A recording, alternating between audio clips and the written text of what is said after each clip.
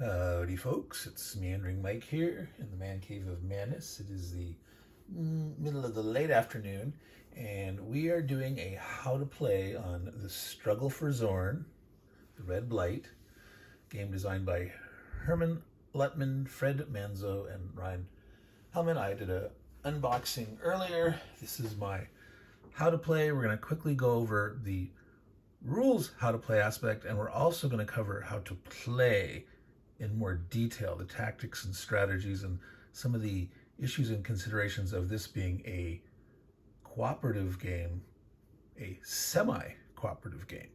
So more on that later.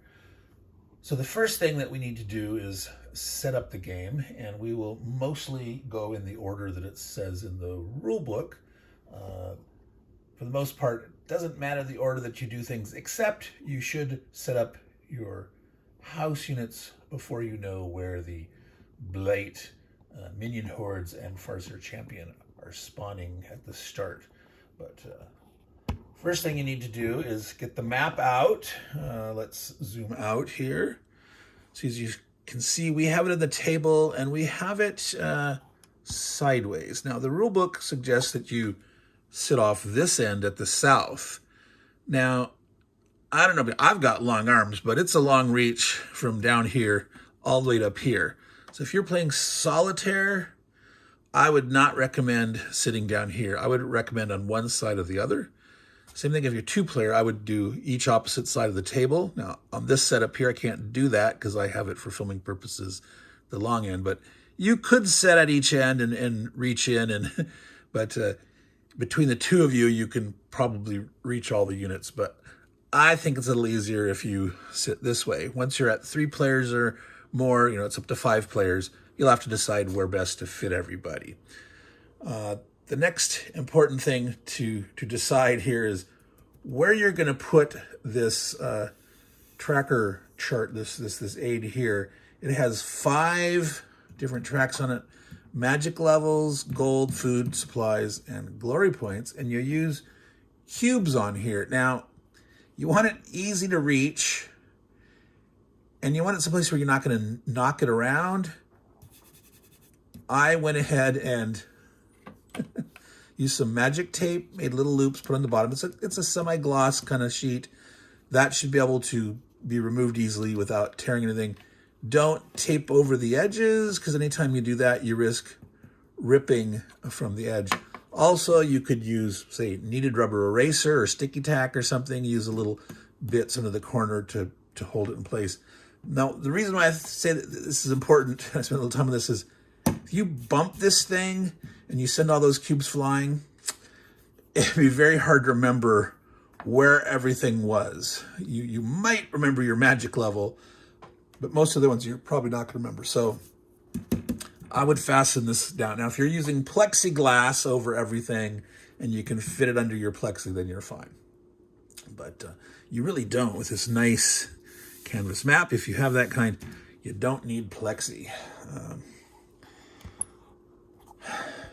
Get your cards close by and handy. Now, this is a 27 card deck. These are the activation cards used for the Blight.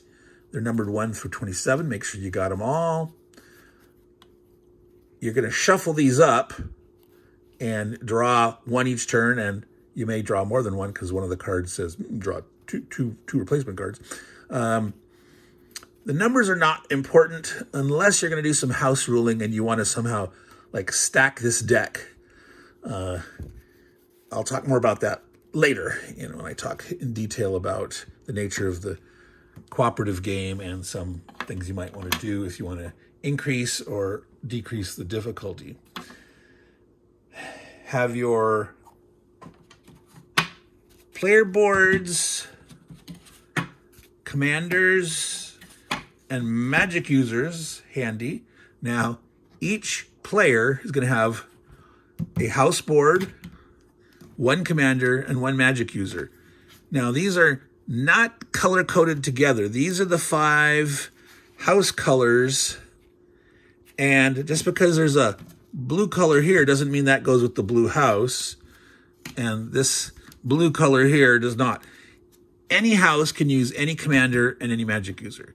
So you can determine at random, you can let people pick, you could let, like, for example, the player that you think has the least experience and might need the most help, you can let them decide, or you can just do them at random.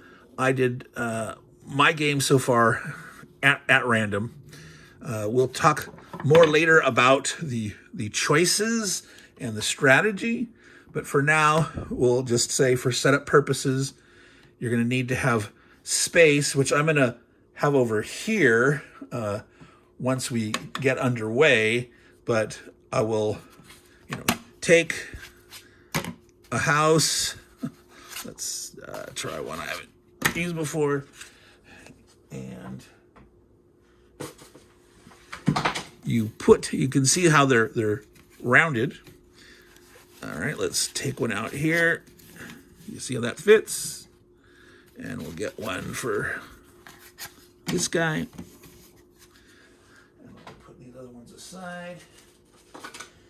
And magic users. And bloop. All right. So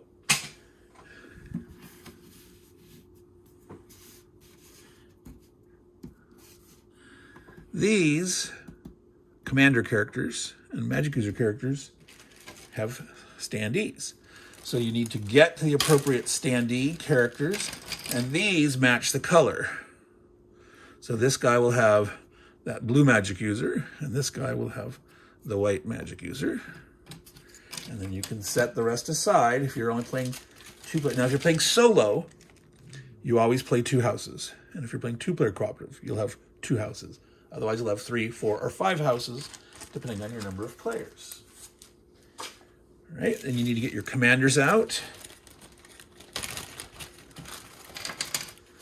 All right, we've got the white, or kind of beige ecru color commander, and we have the black one there. So we've got these out now. So those are special units for the house players. Their details are across the bottom here. There go attributes. So we're going to zoom in a little bit real quick here and take a look at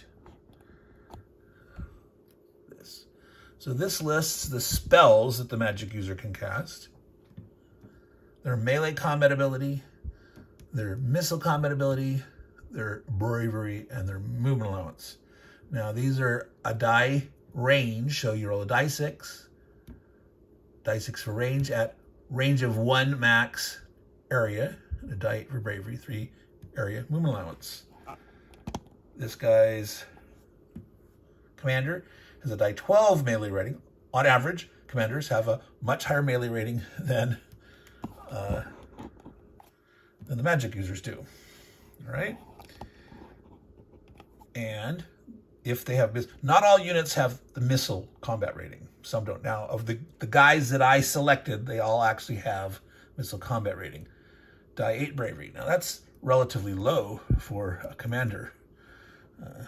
Most commanders have a D10 or D12.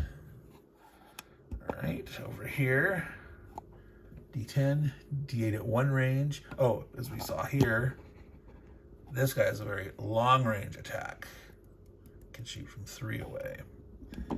And this magic user over here, D8, a D6 at range 2, a D8, and 3 movement. So that is the stats on the heroes. The units that the house get, this is the mix of units available to each house and their special abilities. These are also listed in the rules in a summary at the end. The name of each special ability is listed for the different units. There are 8 different unit types. So we can see here, this guy has 7. This guy here has all 8.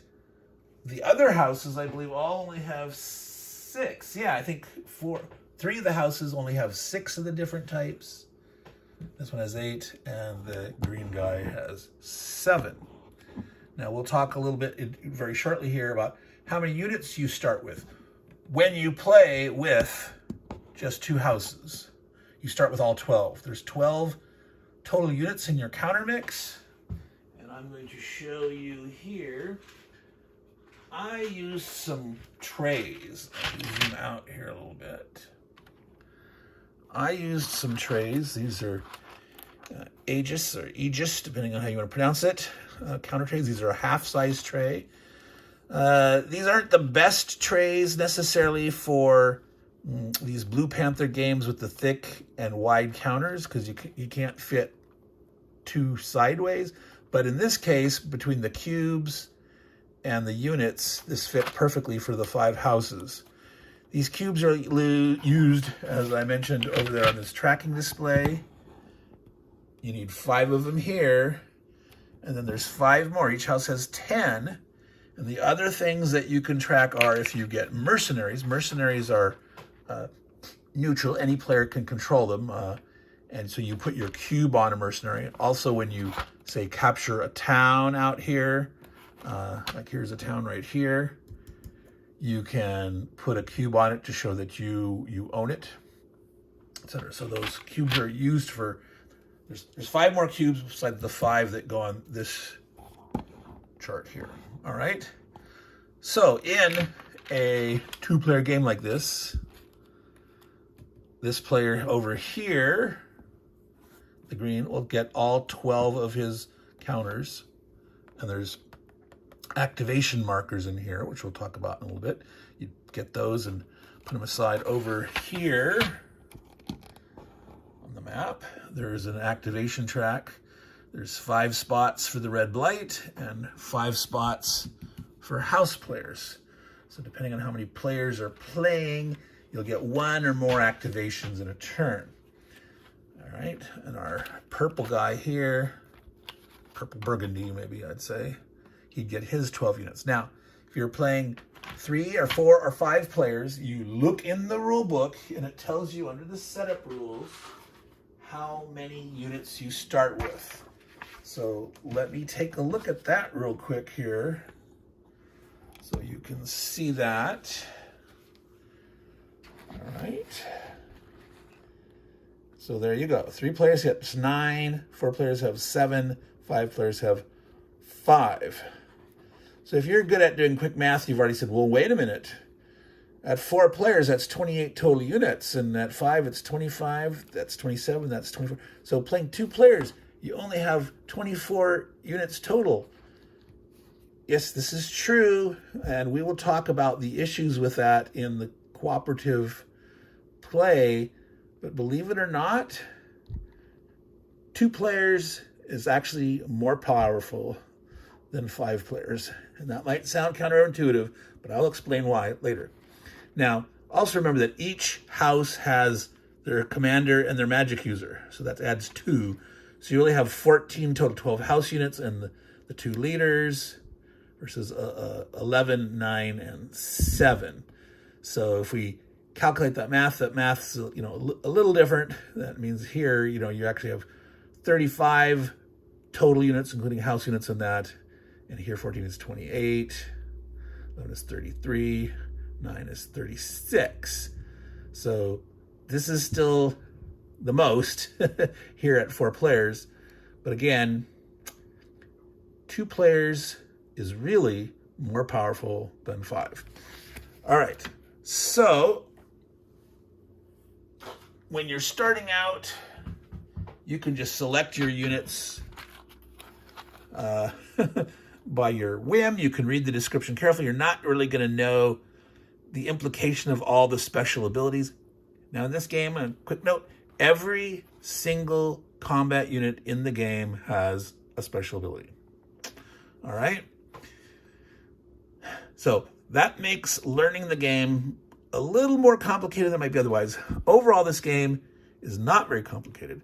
It flows relatively smoothly, except for remembering the special abilities. And I'm going to guarantee you, unless you have one of those weird memories where you can remember everything you read once, it's going to take a while to learn all the special abilities. Normally, people learn about 7 things at a time optimally, right?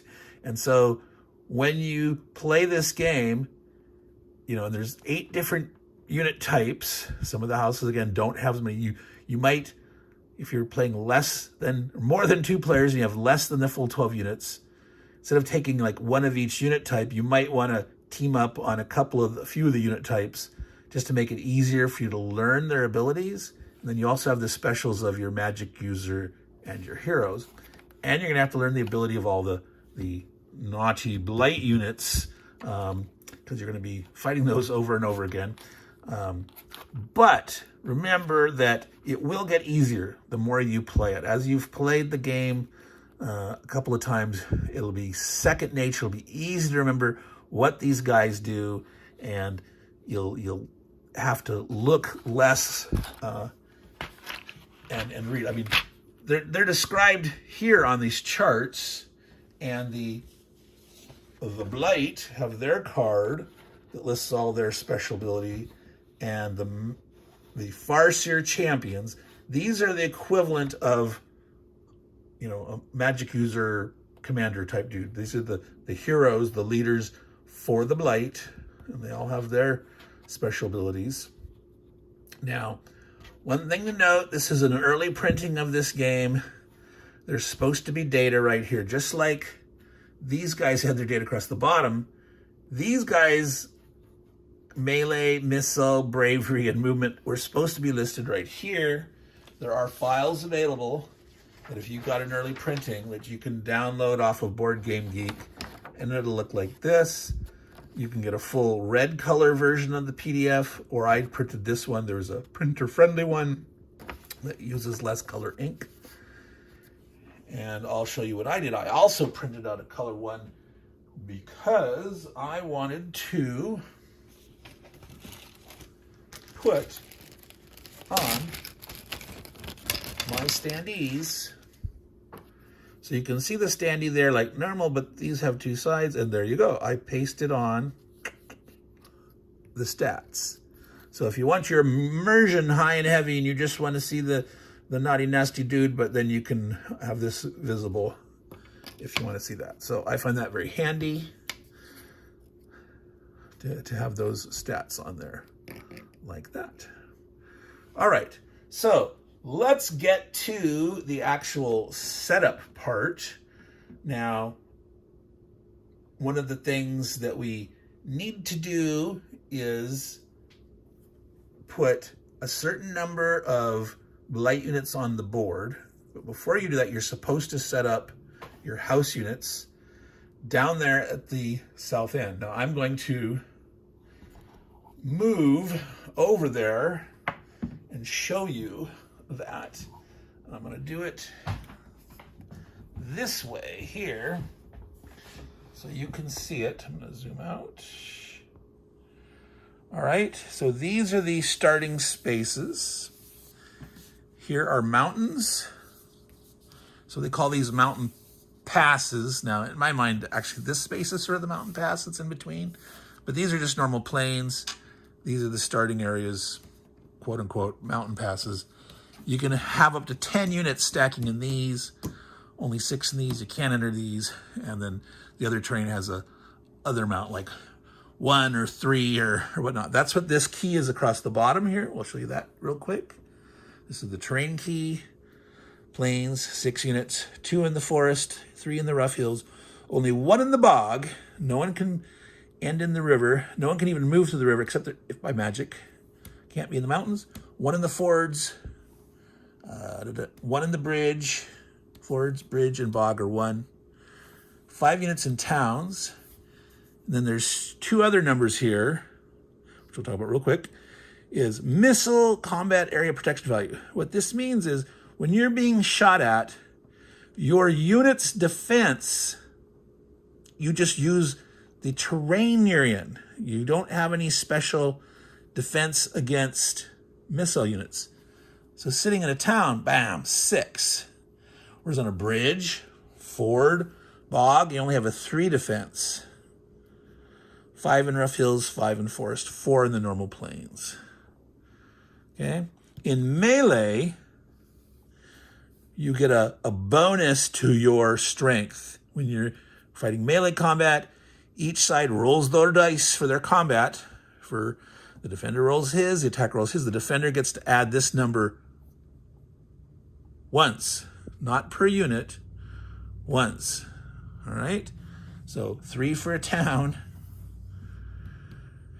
2 for rough, 1 for forest, 0 elsewhere. So bog, road is always either on the plains or, well, technically no, it goes across the road, but not the fords. All right. All right. So we'll talk about combat more later, but this is where the house guys are going to start. When they set up their units, they must be in 2 adjacent territories. So you can't spread them all the way across. You can pick any 2, or you can fit them all in 1. If you're playing with like 4 or 5 players, you can fit, because remember you have 12 plus 2. You have 14 in a 2-player game. You have 9 plus 2 is 11. So you couldn't put all 11 in 1. You'd have to at least spread out to 2 in a 3-player game. And you need to set these up before you know where the blight is going to have spawn. Now, there are some blight units. Every single one of these star spaces is a blight den. It's mentioned right here. And I'm actually going to set those up first. The reason I do that is it makes it a little more obvious and visible where the goodies are. In every blight den, there's a treasure, but there's also a guardian. There might be 2. There's certain tortoise guardians that have an asterisk on their marker, which means there's also going to be an ambusher there too. So I believe out of the 20 tortoises, 9 of them have a star, which means they'll have an ambusher, and 11 don't. All right. So let me grab my tray of bad guys. So again, an Aegis half-sized tray. Here are the tortoises. Now, they have varying abilities. Different melee, different bravery. I don't think any of them have ranged, but I'm not 100% certain about that. There are 20 of them. There are 20 treasures. There are traps, relics, valuables, and hostages. And we will set those up momentarily. Let me do that.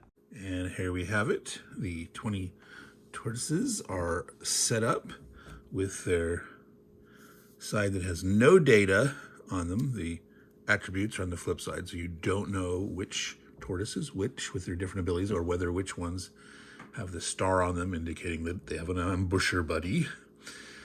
You'll notice that there are 10 of these below the river and 10 above the river. Okay, now what we need to do is set up the treasures. So here's these 2 piles here. Let me do that. Now what we're going to do is there are a few different methods listed in the rule book. One is just to turn them upside down. They all have the treasure symbol on them. And you just mix them all up and you put 1 per space. That's one method. Another method is to put 1 relic in each town. Now, there's 2 towns south, Denny Springs, Farmingdale. Now, this is a homage to Dawn of the Zeds, Farmingdale. There is Greenport, Rocky Top, Trollberg Gap, and St. Antone. And so one method is to put 1 relic, and they're all really the same, doesn't matter which is which, in each town, and then mix up all the rest and do them randomly. I'll talk later a little bit more about why this may be a good or bad technique. And the method that I prefer is the semi-even distribution method. and that is to take half of the relics and half of the traps and half of the other guys and put them into two lots, and you randomize half on the south half of the river and half on the north half. And that allows you to have a semi-even distribution of things above and below. You still don't know where they are within that, but they're spread out semi-evenly. I like that method. So I'm going to quickly do that. And voila, now we have the treasures under each one there. They're all stacked up. Treasures are face down. You can't tell what's in each place. You don't know how strong the tortoise is. But that's one of the things that you can do is you can rush in and attack, or you can use your units that are able to scout, which are the harassers. Every house has harassers, I believe. I'm 95% certain of that. All right. So if you're playing multiplayer, so 3, 4, 5 players, and you don't get all your units, I'm going to recommend you take at least one harasser. Some of the houses only have one harasser, some have 2. Take at least one harasser so you can scout, and they can also forage for resources. More on that later. All right, so continuing with the setup, there's various game turn markers you need to have out. There's a movement control arrow. This is for the blight movement. You may have noticed there's these little colored arrows. They control how the blight move. We'll talk about that a little bit more. This is a marker to control how many terror points the blight has. These are the blight activation markers. Way up across the top of the board there. You can't really see it from here. We'll see if we can zoom in better and give you a look up there. There it is. You notice every other one is in red. That's a blight activation. And the sort of lightish, bluish periwinkle color, that is the house activations. All right, let's zoom back out here. So we're going to set up the blight ones there every other space, and the house ones are pulled from the characters that we're going to do shortly here. That you'll notice there are house activation markers, so we'll need, it's underneath there, and the green guy here. There's also some wild card called the wild house. You see here, it's stuffed also in the yellow one. The yellow has their own, but this I've crammed in here. In certain player counts, you will use 1 or 2 or 0 wild activations. If you're playing a 5-player game, each house will have their own activation. No wild cards. Each player will go once during the course of the 10 total activations. If you have 4 players, they'll have their 4 and 1 house. There's 2 players, 2 houses, 2 players, or solitaire with 2 houses. You have the 2 activations for each house and 1 wild card. So in any given turn with 10 activations, each house will get 2 plus maybe 1. So one will have 2 and one will have 3 activations. The weird one is the 3-player game. In the 3-player game, they each get their 1 activation, and there's 2 wild cards.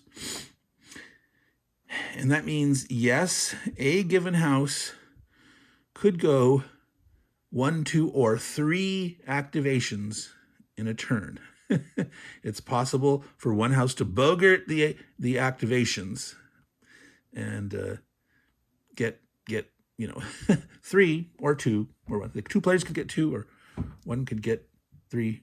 So I'll talk more about that later. So let me go ahead and pull those out and get those set up. And as you see, we've pulled out the 12 each house units for these 2 players. 1 player, 2 houses if you're doing solitaire. We have the house activations for them too, and the 1 wild card across the top way up there.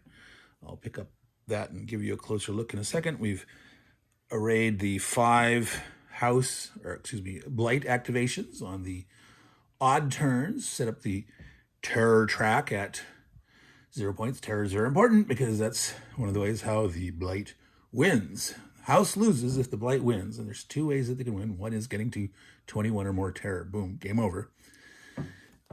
Turn markers over there.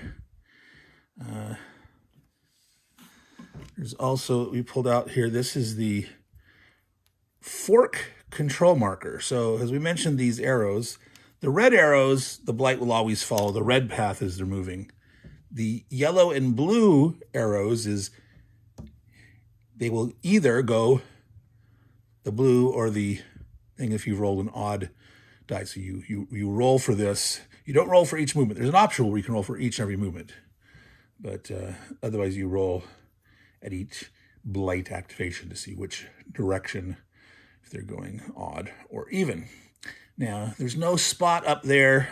You can either put it near the turn record track, or you could like plop it right in the middle of the map there on the river where it's easier to see. Whatever works best for you, where you're going to notice it the best and reach it. So how do we set up these house activation markers? You don't yet. You don't actually set them up as part of setup. You do that as part of each turn. At the beginning of each actual turn, you would reset all those activations. You'd set up the 5 blight markers, always on the odd turns. And then each turn you reset these. So we haven't done that yet. So for setup, we won't do that. Over here on this chart, we've assigned the points on the 5 different tracks. You start with 0 gold. You start with 0 glory points. Every magic user starts at level 1. And then the amount of food and supplies that you get depends on how many players are in the game. So here, page 18 of the rules is this chart here, which tells you the less players, the more supplies you start with. The more players, less. Because remember, 5-player game, they start with less units. You start with more units. You have to feed more dudes with a lower number of player count. Now, you need food every day. Not every activation, but every day. So during the night turn, at the end of the day, you have to feed your guys. If you can't feed them, they lose their next activation. So it's important to get enough food. There's various ways that you can gain food. And one of them is scrounging around for resources. So as I mentioned earlier, the harass unit's very important. That's why I'd highly suggest you always have at least 1 harasser, if you can. Every house has a harasser. Now, let me zoom in over there. Well, I'm going to actually lift up and show you. Zoom in here. So there we go. You're starting with 10 of the food, 6 there. We have our turn record track. See the night every 3 turns. And then that final night, there it says Night of Terror. There are special rules where the blight gets to do some major butt kicking there at the end. And it could potentially cost you the game if they score enough terror points to get to 21 or more. And there's the activation. So those even ones, there's always 5. So depending on how many players there are, as we mentioned, there could be 1 per player or 2, and there's wild cards. All right. So the next step, I'm going to zoom back out here, would be to set up your house units in these areas here, A through E,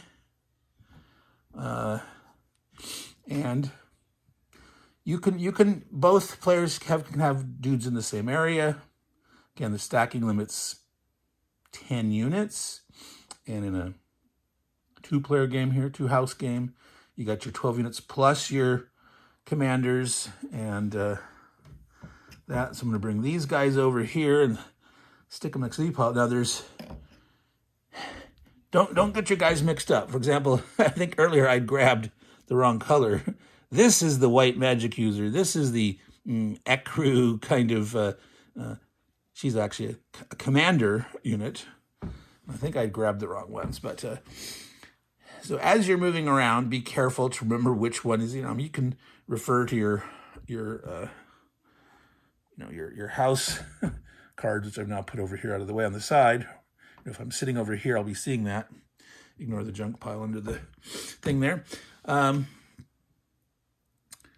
So I'm going to now set these up off camera. All right, so we've set up our house units here. A couple things to note. They're set up in 2 adjacent areas. There's also some units here at the side of the board and some way up there. These are called flankers. There are a thing called flanking movement. You can see here W+1, W+2, W+3. On the other side of the board over there, there's E+1, E+2, and underneath that tray, E+3. That's the west and east flanks, respectively. You may, only at the start, as a house, elect to put flankers on either flank. Multiple houses can have units in either flank. This is the only time you can do that. You cannot enter the flank after the game starts. It's totally optional. You do not have to put any units on the flank. And the way the flankers work is when a house gets an activation, any of their units on the flank may elect to move up to the next flank number from wherever they're at. They advance 1, and then either immediately enter and stop or wait. Sit there. The next turn, they could move up to here and then enter or stop. And you can split up units. Like you could move to here and have 1 unit enter. Next turn, you could move here and have another unit enter, etc. Your choice. So you can leave them off the edge of the map indefinitely. Don't forget about them. If you put units on the flank, don't forget that they're there. And have a purpose in mind why you want to put units on the flank. Okay. I'll talk a little bit that more later, the strategy of why you might want to use flanking or not. In this case, I've decided to, for illustrative purposes, have both houses use flanking. The commanders and magic users could be in the flank. They could be in either one of these. In this case, they wanted to all stack together here to move this way mostly. This guy's going to go up this way. That's sort of their plan. So there is an example of the house setting up their units. I've placed up here the stack of activation markers that we'll use at the beginning of the game turn to determine who's going to do that. We're not quite there, but almost. Now, one thing about this odd-even directional fork movement thing, I said that the optional rule is you can roll each and every time when a blight unit's at a place where there's a blue and a green arrow, blue and a yellow arrow, that you can roll. That's the optional. The other one is it's actually every game turn you roll a die, see if it's odd or even. And for that, all the activations for that game turn. Now, I elected to house rule when I was playing to kind of happy medium between those two, instead of saying, hey, it's the same odd or even for an entire game turn, or you can roll for every single time a unit moves. Is it odd or even? Is he going to, which route it's going to go? I decided to say, hey, let's do the middle. Let's each activation roll. Let's get more variation, activation by activation. They could go blue path or yellow path, but I don't want to roll every single time. So that's what I did. So when I mentioned activation, that's why that was in my brain. But the technical rule is you roll it once for the game turn, or optionally every single movement. So you can decide how you want to do that. Now, so we are ready to go to the discussion of the actual movement and combat mechanisms. Now, before we get into combat mechanics, we got a few more things to do. And one is to place the initial forces that are spawned randomly around the edge of the map for the Blight. They've got their 20 tortoises guarding the Blight dens, but they start with 4 minion hordes. Oops. And they start with one of the Farseer champions. I pulled one at random earlier. And you roll for each one separately. You roll 2 dice. There's numbers around here, so 12, 11, etc., 10, 2 here, etc. So you'll notice across the top, if you're familiar with the probability of 2 dice, that 7 is the most common roll. That's at Trollberg Gap. And if you look at 5, 6, 7, 8, 9, across the top there, that full, it's like the vast majority of Blight guys are going to spawn up there. That's 2/3, because a 2, 3, 4 has 136, 236, 336. That's 6 total chances. Same for 12, 11, and 10. So there's a 1/6 chance it'll be somewhere over here, 1/6 here, and that with, you know, a bell curve distribution. They're very unlikely that they're going to start this far south. But this is sort of important as the game progresses, as the house guys are kicking butt and killing up here, trying to wipe out all these guys and find all the treasures and stuff, rescue the hostages. Blight guys can be coming back here. And why that's important is down here, this area, these starting areas, if a Blight unit moves off the map, they score terror points depending on the strength of the unit. And Farseer champions, they're worth 10 terror points if they exit off here. And if you remember, 21 or more terror points is the way that the Blight wins. There's one other method, I'll mention it real quick, and that is if one of the house player loses all his core units, loses his commander, loses his magic user, and his core units, if one player is eliminated, everyone loses. That is a catastrophic loss, it's called. Not very likely to happen in a 2-player game, since each house, or a solitaire, since each house has a full 12 units plus a commander plus a magic user, it's 14 units. Now, it does not matter if the house has recruited some mercenaries, they don't count. In a 5-player game, the risk is real. You have only 5 core units, and there are 2, your magic and commander, that's only 7. If you get wiped out, if any one player gets wiped out, game over. Okay, so that was a little aside there on the victory conditions. So we're going to go ahead and set up the starting forces. All right, so we've placed them on the map. You roll each unit individually, so even though there's 4 minion hordes, you don't all put them in the same place. So we got one at 3, we got one at 6, 7, and 10, and the Farseer champion came in at 9, so that's the starting setup. We would now proceed to start in the normal game turn of game turn 1. You start by setting up the Blight activations. We're going to now do the house activations. You'd also roll the even odd direction. I rolled even. They're going to start blue. And like I said, I'm going to roll that every activation. So it'll be for the first one for the Blight, but you can be doing it once per turn, or you can do it for every single roll. Now, the way you do the house activations is the first house activation of the turn is not the wild card. It's going to be one of the house activation shits, and the players are supposed to decide amongst themselves cooperatively. It's a cooperative game, remember? So they discuss, they decide, don't spend too much time doing it. If they cannot agree, and multiple players are contending that they want to decide who gets, normally it's like, you're like, well, I want to go first, or I do, but you might think some other player should go first, because maybe they're closer to stopping the guy that's going to exit, you know, if a Blight unit's going to exit for some reason. So if you want your way and the players can't agree, the players that are contending, if they can't agree, they have to potentially fight a duel, they dice off. Each player that's contending rolls a die 12, and the high die roll wins. If any players tie, those players are damaged in the duel. Their commander character takes a hit. So don't be butt cheeks and constantly contend. Try to agree cooperatively.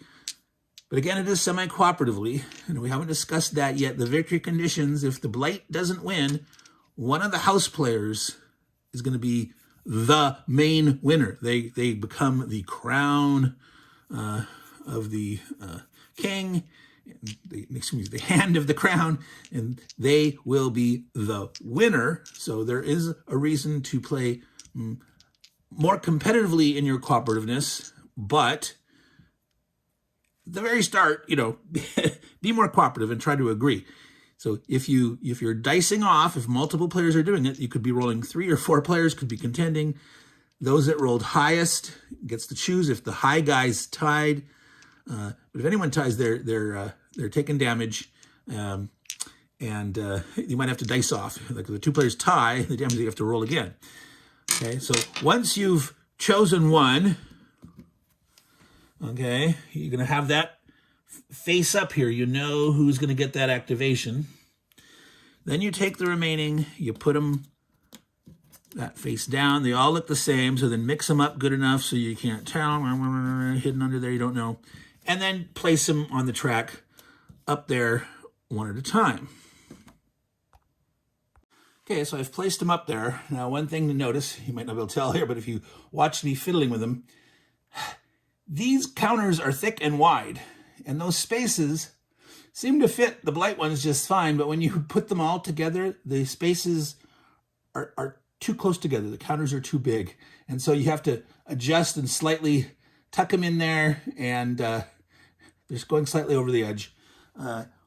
If that's too much fiddling and problem with me, one thing you can do is you can just leave off the Blight activation guys, just knowing that you're going to do one each turn, all right? And you just keep track of, you could use some marker or something that you put, okay, it's this Blight activation. Then you can say, okay, now it's this guy's turn on a Blight activation. You can move that one marker along. Normally, as you do them, you're pulling them off, and I would put them in 2 piles. I would pile up the Blight activations you've done them, or the house guys, because as you flipping these over, you're going to have to do that randomization thing each game turn where you pick one house to get to start, and then the rest are all randomized.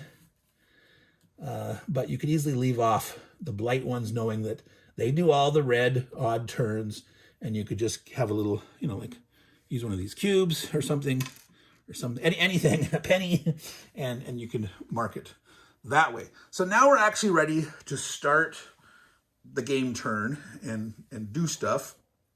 And I'll go through the basics of that first before we actually talk about the movement and combat stuff, because that becomes relevant as we get to the activations. So the Blight doing their activation, you just draw a card, and it'll tell you what to do. The night game turns are slightly different, and so you will read in the sequence of play and the rules how the night turns work. But for this, you draw a card and see what it says. So in this case, it says strike. Now, I actually haven't shuffled these, so these are actually in order at this point. Now, one thing I want to mention here, there are cards that have actions that you might not have any units on the board that can do that. It says Terror Beasts and Fetid Knights attack with missile or melee combat. Units that cannot attack will advance instead. So if there were Terror Beasts and Fetid Knights, if they weren't in range of attacking, they would get to move. Well, what if there's nothing? It's a wasted turn.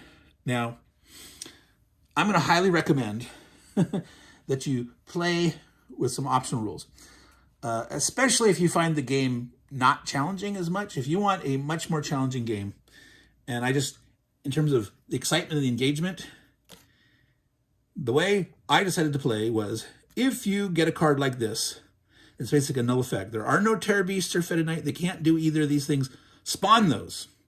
So turn it into a spawn card. If there's at least one Terror Beast or Fetid Knight on the board, you would do this. They would attack. If they can attack, they would move. That's fine. There are quite a few cards like this where it says strike or advance, and if you don't have the unit on the board, I recommend go ahead and spawn it. Now, if you are playing a 5-player game and you're finding that it's challenging that because you start with less units, even though there's more units on the board overall, but individually you're much weaker, you might not want to play with this rule. Another rule that you can play with is, house rule, is start with 1 Terror Beast and 1 Fetid Knight and 1 Ambusher. Now, normally there's the 4 minions and the 1 Farser Champion. Tortoises never spawn. Tortoises sit in their den unless they're driven out, if they're forced to retreat or something. And normally they'll just sit there. They won't move out. But ambushers, if they spawn at a tortoise den, and there's cards that bring ambushers on. But if you want to have more chance that there's no null cards, start with 1 ambusher, 1 Terror Beast, and 1 Fetid Knight, in addition to those 4 minions and Farser Champion, and start those on the board. That's the way then. And then you could say, well, if you have a null result, it's a null result. But at least you start with them so that you wouldn't, at the beginning, have any wasted cards. If you want the ultimate challenge, you increase the difficulty, do both of what I said. Start with a Terror Beast and a Fetid Knight and an Ambusher as part of the initial spawn. And if you draw a card like this and they currently don't have those units, like it got killed off, like you started with, an ambusher or something, and he got killed, and then there's no ambusher cards, and this says strike or advance with ambushers, you would then could spawn, like I mentioned earlier. So that, if you want the best challenge, the most challenge in your game, and so if you think, oh, the game I played it, solitaire, I played with 2 houses and I just kicked a button, it was so easy, I didn't really feel threatened. Add those rules in, and that'll make it more interesting for you.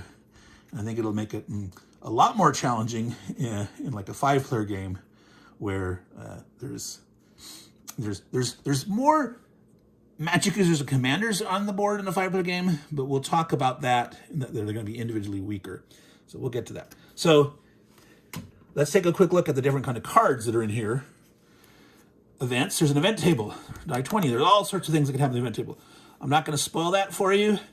But there are some wild things. There's things that help the house players. There's things that help the blight player. For example, there's one where there's a magic surge, and every single magic user for the house players gains 1 level. That's really cool. But all sorts of weird things here. A blight wave is all blight units. All different types get to do a move, but they won't enter a house-occupied territory. Farser champions leading, you get to spawn 1, and then they get to advance.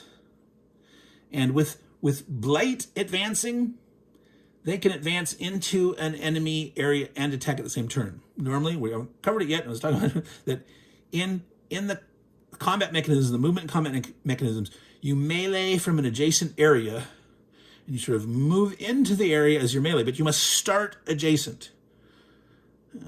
Missile combats from a range equal to 1, 2, 3 range of the unit. Melee, you must start adjacent, and movement comes after combat. This is an exception for advance with the blight, not blight wave. That says they all move, but they can't enter. Anything that does an advance, they can actually enter the area and attack. Farser champions also lead in that as they move along, if there's units with them, they move together. They take the other units with them. So this can be nasty as he accumulates some guys and has a big attack insect. Crazed, this is one where once you draw this card, you draw 2 more and do each one separately. There's Ambushers advance, Minion Hordes advance. Minion Hordes advance. So example, like I was saying before, if there's no Minion Hordes on the board, and you do this, I would say, hey, spawn 1, but there starts with 4 Minion Hordes. You're probably always going to have Minion Hordes on the board somewhere. Terror Beasts, Fetid Knights. So this is potentially a lot of cards that would have no action. And that's kind of boring, right? You don't want that. You want action. Spawn 2 Ambushers, 2 Minion Hordes. Lots of Minion Hordes, like I said. Fetid Knight, Terror Beasts, and a Fetid Knight. Strike. This means attack if you're adjacent. If these particular unit type, Minion, Ambushers, etc., if they're not adjacent or if within melee missile range, do an advance instead. All right, so that's the example of all the different cards. Let's do an advance. Let's do a Blight Wave. Let's pretend that we pulled this out so we can see how the movement's going to work for the Blight. Now, you move them in order of their most powerfulness. Some things you do in this game based on bravery, like lowest to highest bravery. Some things you do based on the power hierarchy of the Blight units. And so you've got the Farseer champions on the top. You've got the minion hordes and the tortoises on the bottom. It says all Blight units conduct movement. Blight den, the tortoises, they do not leave their Blight den. If they have been pushed out of their Blight den, they will move on a Blight Wave. Quick notice, there are some territories that have no arrows out of them. If there's a unit's pushed into there, they will not move. There's in the rule that says, there's some kind of strange herb or weed or plant that sort of like intoxicates them or makes them sick or whatnot, and they're not going to move out because there's no arrows. Now, there is a random event that actually causes these guys to be released. So potentially, one of the tactics is to do certain abilities, to retreat and push and lure units into these empty bogs, these bogs of stagnant whatever. But if that random event happens, and boom, suddenly you could release a whole bunch of guys. So just be a little aware and leery of that. Okay, so we would start with the champion, and he would move this guy here. He has a 3 movement, so you'd follow the arrows. Now it's blue even, so coming out of here, Saint Antome, the city, yellow, blue. So we would go 1, and then there's a red arrow, 2, and then there's yellow, blue arrow. He would follow, he'd go 3 to there. So he went this way. If it was yellow, he would have gone this way. Okay. So there's the highest guy done. Now we would do the minion hordes. Okay. It's blue. So 1, 2, 3. So blue to here, red, red. So he's on the bridge. Okay. This guy here. Now, Trollberg Gap is a special. You roll a die. Okay. I'm going to assume I roll a 3.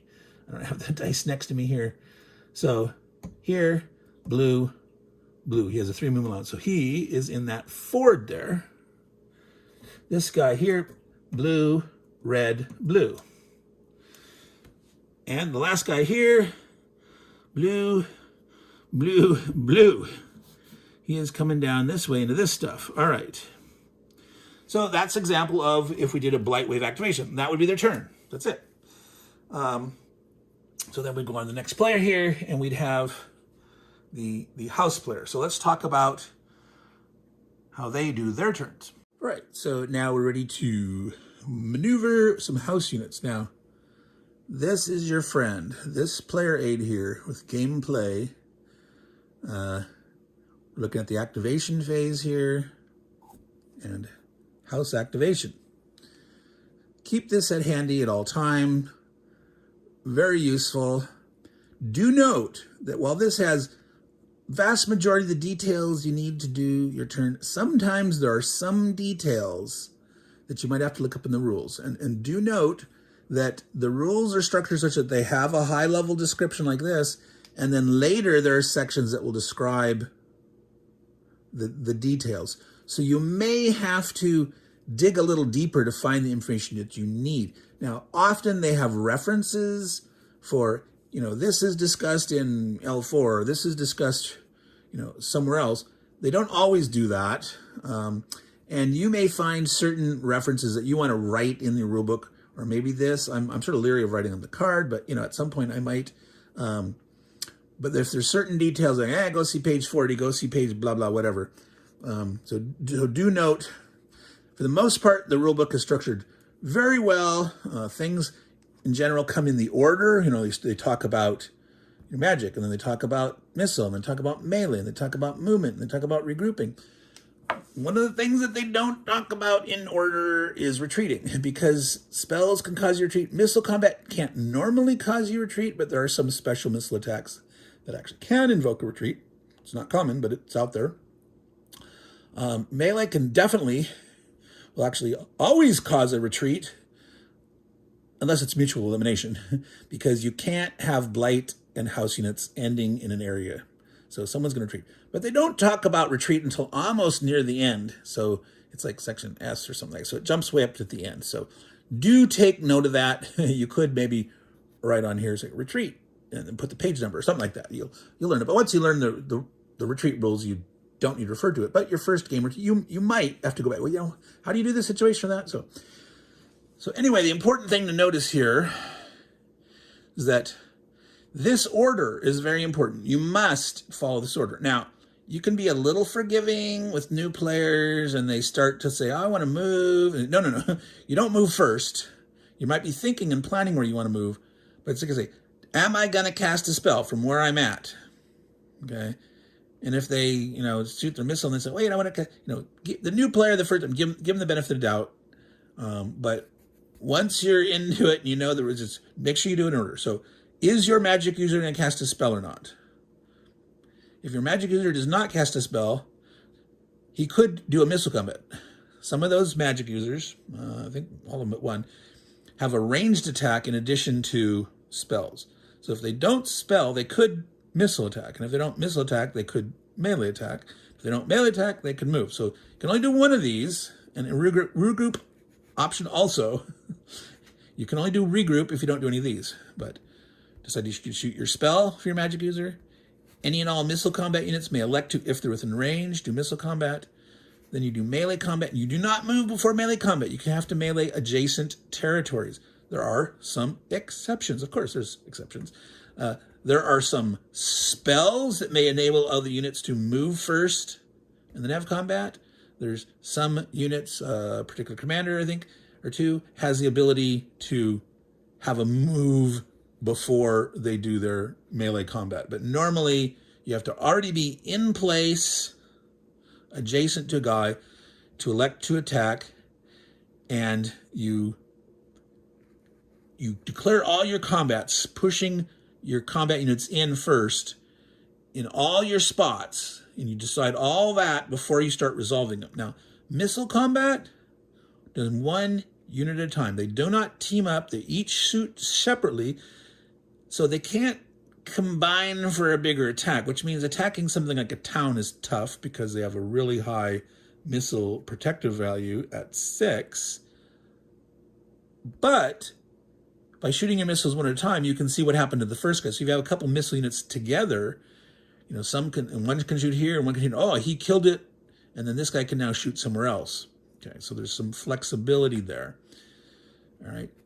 After melee combat, and you've resolved all the melee combats and done any retreating and that stuff, you may then do your movement for units that have not done any of this. Now, what I tend to do is I will tilt a unit sort of sideways. The rule, I think, says 45 degrees. You can do it 90 degrees, whatever that you can know that you've moved or not, that you've done something, orient them. Maybe your memory's good.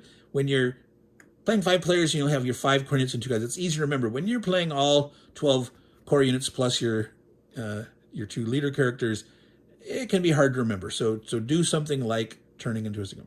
And then regrouping, if you haven't done any of these, regrouping allows you to potentially remove stun, have a chance to remove some casualty on your unit that costs resources. Some of the things you can only do during night turns, and some things you can do each and every potential regroup. You need to look at the particular details of the regroup rule to know that. So let's push some guys around real quick here. Now, there's no one that's going to be able to attack on the first turn. Oh, let me also mention that movement, that's where you move along the flank, okay, which we mentioned, that flanking area. at this point. So there's not going to be, there could be a spell. You could have a character that has a spell that says, enable one unit in your area or in the target area to move double, for example. And they could move right now. And they could move during that spell thing. And you could have a guy run up to do something. So there's, always exceptions to the rules based on, magic, etc. In this particular case, these guys, magic users, are basically targeting enemy units that were within a certain range. Now, let's talk a little bit about magic real quick since we're here. Magic has a range equal to the magic level. So we started over there off board, magic level 1. So that means the guys can cast a spell that affects friendly units in or an adjacent area, or target enemy units in an adjacent area only. Level 2, 3, 4, you have, no, there's only level 3. There's 5 magic levels. No, that's right. Yeah, there's 5 magic levels. There's 2 magical power increment upgrades. I'll mention that in a second. But so potentially you could, at level 5, target somebody 5 areas away.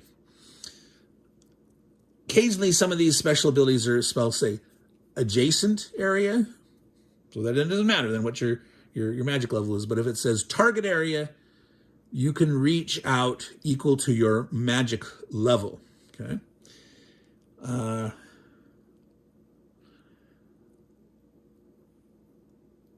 So the way spells work, I had to find where, like, a 6-sided dice where they're off to the side here.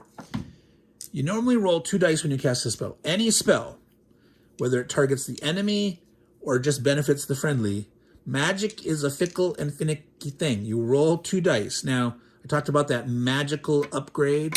When you're at magic level 3, which you can't see up there, it's off there at the board side. So on this chart up here, magic level 3, there's a little red mark that says D8. You start with a 2 die 6. When you're level 3 or 4, you get to roll a die 6 and a die. One of them is always a die 6. And if you get all the way up to level 5, yes, you get a die 10 and a die, a die 6 and a die 10. Now, this is important because success to cast your spell is a 6 or higher on any one of the dice. You don't add these together. You don't add them together. You're looking for 6s. So with 2 die 6, you might roll a 6 on either one. 1 6 chance, 1 6 chance. You add the 2 together. It's not exactly 1/3 because you might roll 2 6s. So you take 1/3 minus 1 6 is a chance to roll 1 6. And if you roll 2 6, you get a bonus. Your spell works, and you get mana blessings out of it, and you cause an enemy unit to die if there's an enemy unit. So if you're casting a spell on your friendly units, 2 6s doesn't kill an enemy unit. There's none there. You'll get the mana blessing bonus. But if you're targeting an enemy in a space, and you can maybe do your effect and I think it's completely eliminated, not just wound at 1. So 2 6s is awesome. Now, it's a 6 or more. So obviously, if you're rolling a die 10, you can roll a 6 or more on this one half the time. 1 through 5, no. 6, 7, 8, 9, 10, boom. So if you ever get up to power level, magic level 5, it is difficult. It is practically impossible in a 5-player game, or probably in a 4-player game. The reason is, okay, let me do this digression. Those treasures, remember, each relic, there's 6 relics. Each relic, when you capture or rescue a relic, besides gaining 2 glory points, and glory is the measure of comparative victory for the house players, you also get a magic level. When you captured it, at that moment, boom, your magic user goes up 1 level. So multiple capturing of those, boom, boom, boom, can get you up the chart. In a 5-player game, there's only 6 relics. There's 5 players contending for them. So even though 5 players, because each player has less units and they go less often, they want those relics. Because they know that it's like, oh, man, I need them. I want them. Now you can spend resources to build a magic potion. That's one of the things you can do in the regroup phase, and it costs gold and food and supplies equal to the magic level you're going to. So 2 gold, 2 supplies, 2 food. You can make a potion, drink it, and boom, go up to level 2 magic. You'll need 3 and 3 and 3 to go to the next level, etc. If you think you might want to build a potion, do it as early as possible, because if you get some free bump ups to your magic level, the next potion is going to cost you more. If you're already at level 2, it's going to cost you 3, 3, and 3. If you're at level 3, it's going to cost you 4, etc. So think about it. If you want to try to commit resources to improving your magic user, try to do it as early as possible, so that then when you get a freebie magic level bump, you're in a sense getting more net benefit out of it, because it would have cost you more to put that up. All right. Now I said magic is fickle, so you had to roll a 6 or more on either die, or depending on how high, it's very rare that you're going to see a 5 magic level, maybe a 3 or 4. If you roll a 5, you don't roll any 6s, but you roll at least one 5, you don't succeed, but the enemy feels it. The enemy feels the impact, and they are stunned. One of the units is going to be stunned. Now, if you roll 2, 3, or 4s, no 5s, no 6 or more, yeah, your spell just fizzles, doesn't do anything. If you roll a 1, you have a negative effect. And if you roll 2 1s, you actually lose a magic level. So do not frivolously cast your spells when it really isn't going to help you. If you sense a real benefit, go ahead. And there's also that when you succeed, besides the spell effect, you do gain mana blessings, and I'll talk about later what you can do with mana blessings. There are a lot of cool things you can do with mana blessings.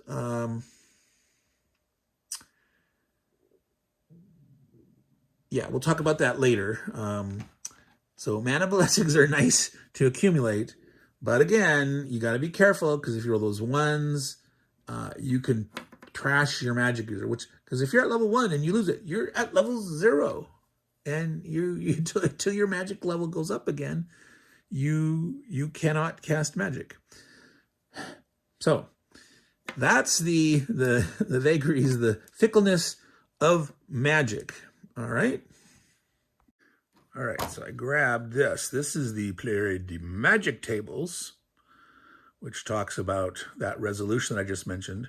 Now, so if you roll the 5s, you do stun the guy. The unit in the target area has to roll a bravery test. If he fails the bravery test, he's stunned. If you roll 2 5s, you do that twice. You could affect 2 different units, or if the first unit that you affect makes his bravery test.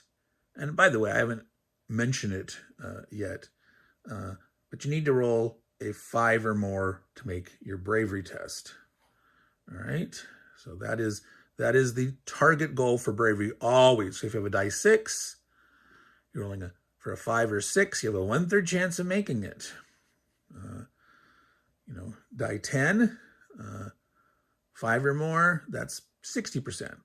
1 through 4, you fail. And on a die 12, 5 or more, that means 1 through 4 fails. So it's a 1/3 chance of failing, 2/3 chance of succeeding. So die 12 is basically twice as good.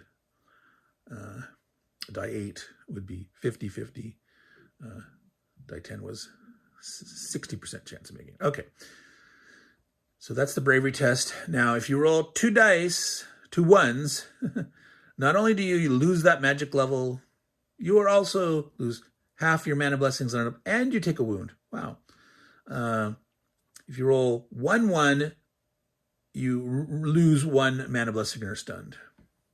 If you roll a 5, you gain, no, you potentially stun the guy. If you roll a 6, you gain a mana blessing. If you roll 2 6s or more, then you get the 2 mana blessings.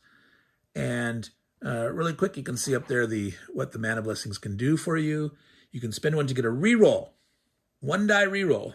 Okay, so depending on whether you want to roll a bravery check for some critical thing or a critical attack, one of your house's dice, which means no, you may not roll an enemy roll. You know, if they're rolling their bravery test or you're rolling a random event, that's not a house die roll. It's one of your units.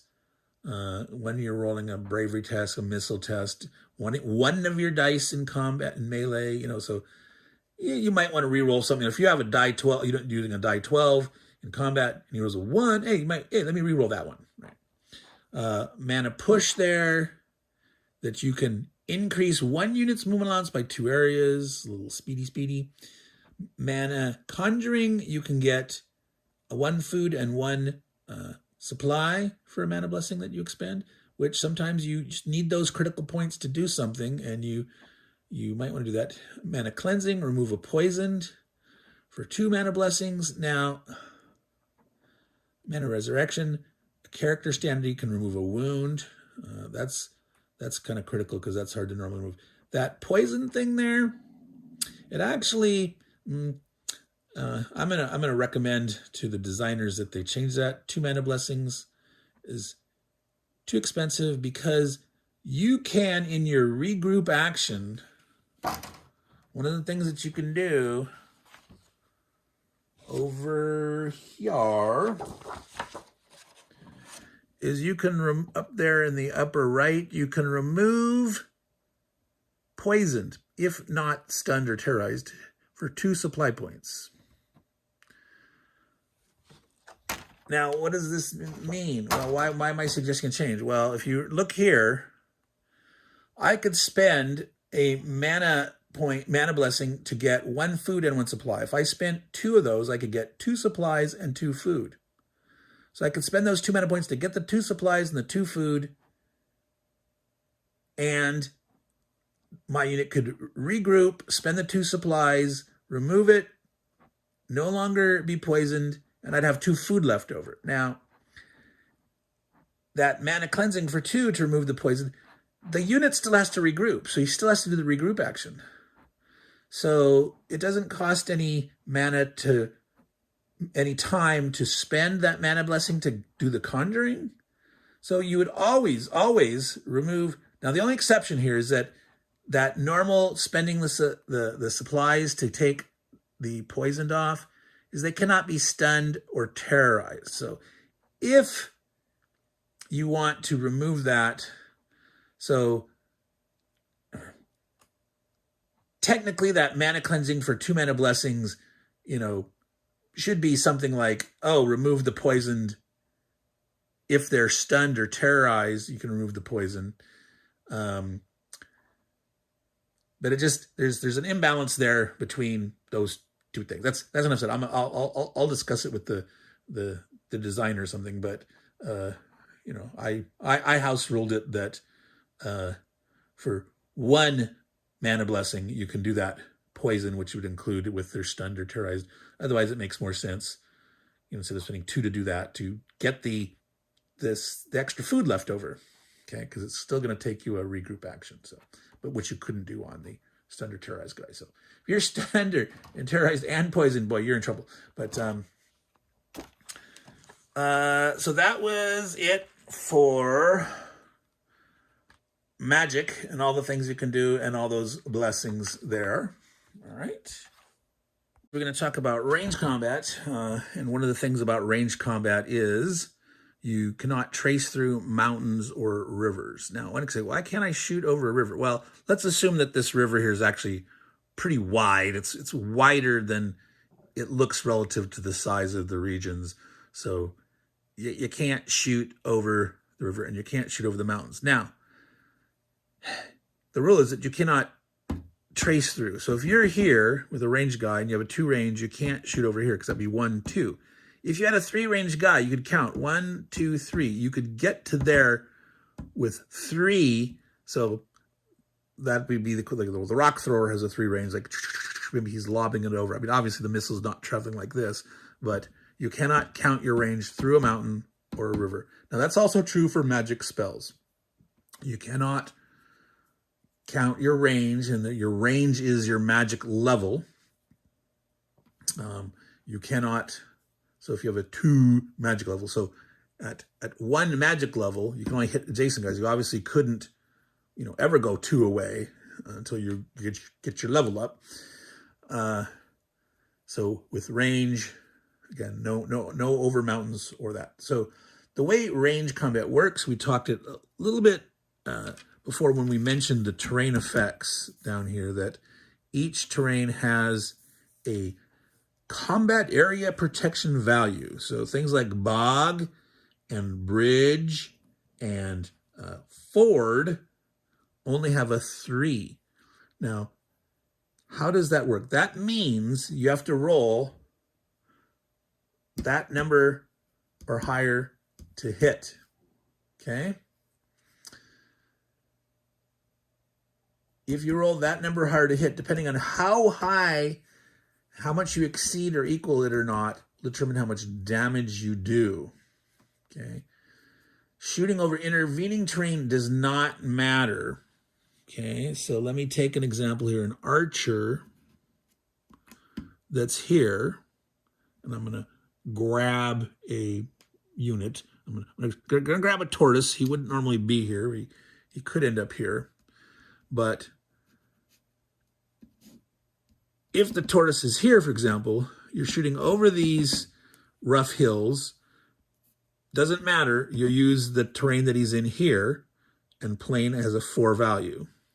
If he was in here, he'd have a 5 value. You can't be in here, and C's at a 6. Now, so we mentioned the bog, the bridge, and the ford only have a 3. So units are definitely more vulnerable. You only have to roll a 3 or higher. Now it depends. So this archer has a die 10. So he's rolling a die 10.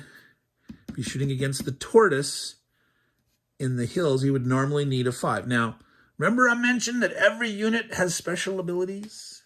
Yes, some actually have more than one.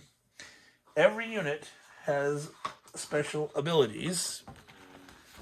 And I'm trying to find the sheet here. So tortoises have 2. They have snapping and hard shell. Hard shell means their area protection value is increased by 1. So that's both melee and missile, okay? You've got missile combat, area protection value, and melee. They, in effect, get +1 defense. Tortoises have the tough shell. They're a tough nut to crack. They're harder to kill. And their snapping jaws special, that's in melee. We'll talk about that later. But so this guy shooting at a tortoise here, if you ever happen to be there, not likely, but the base rough hills is a 5.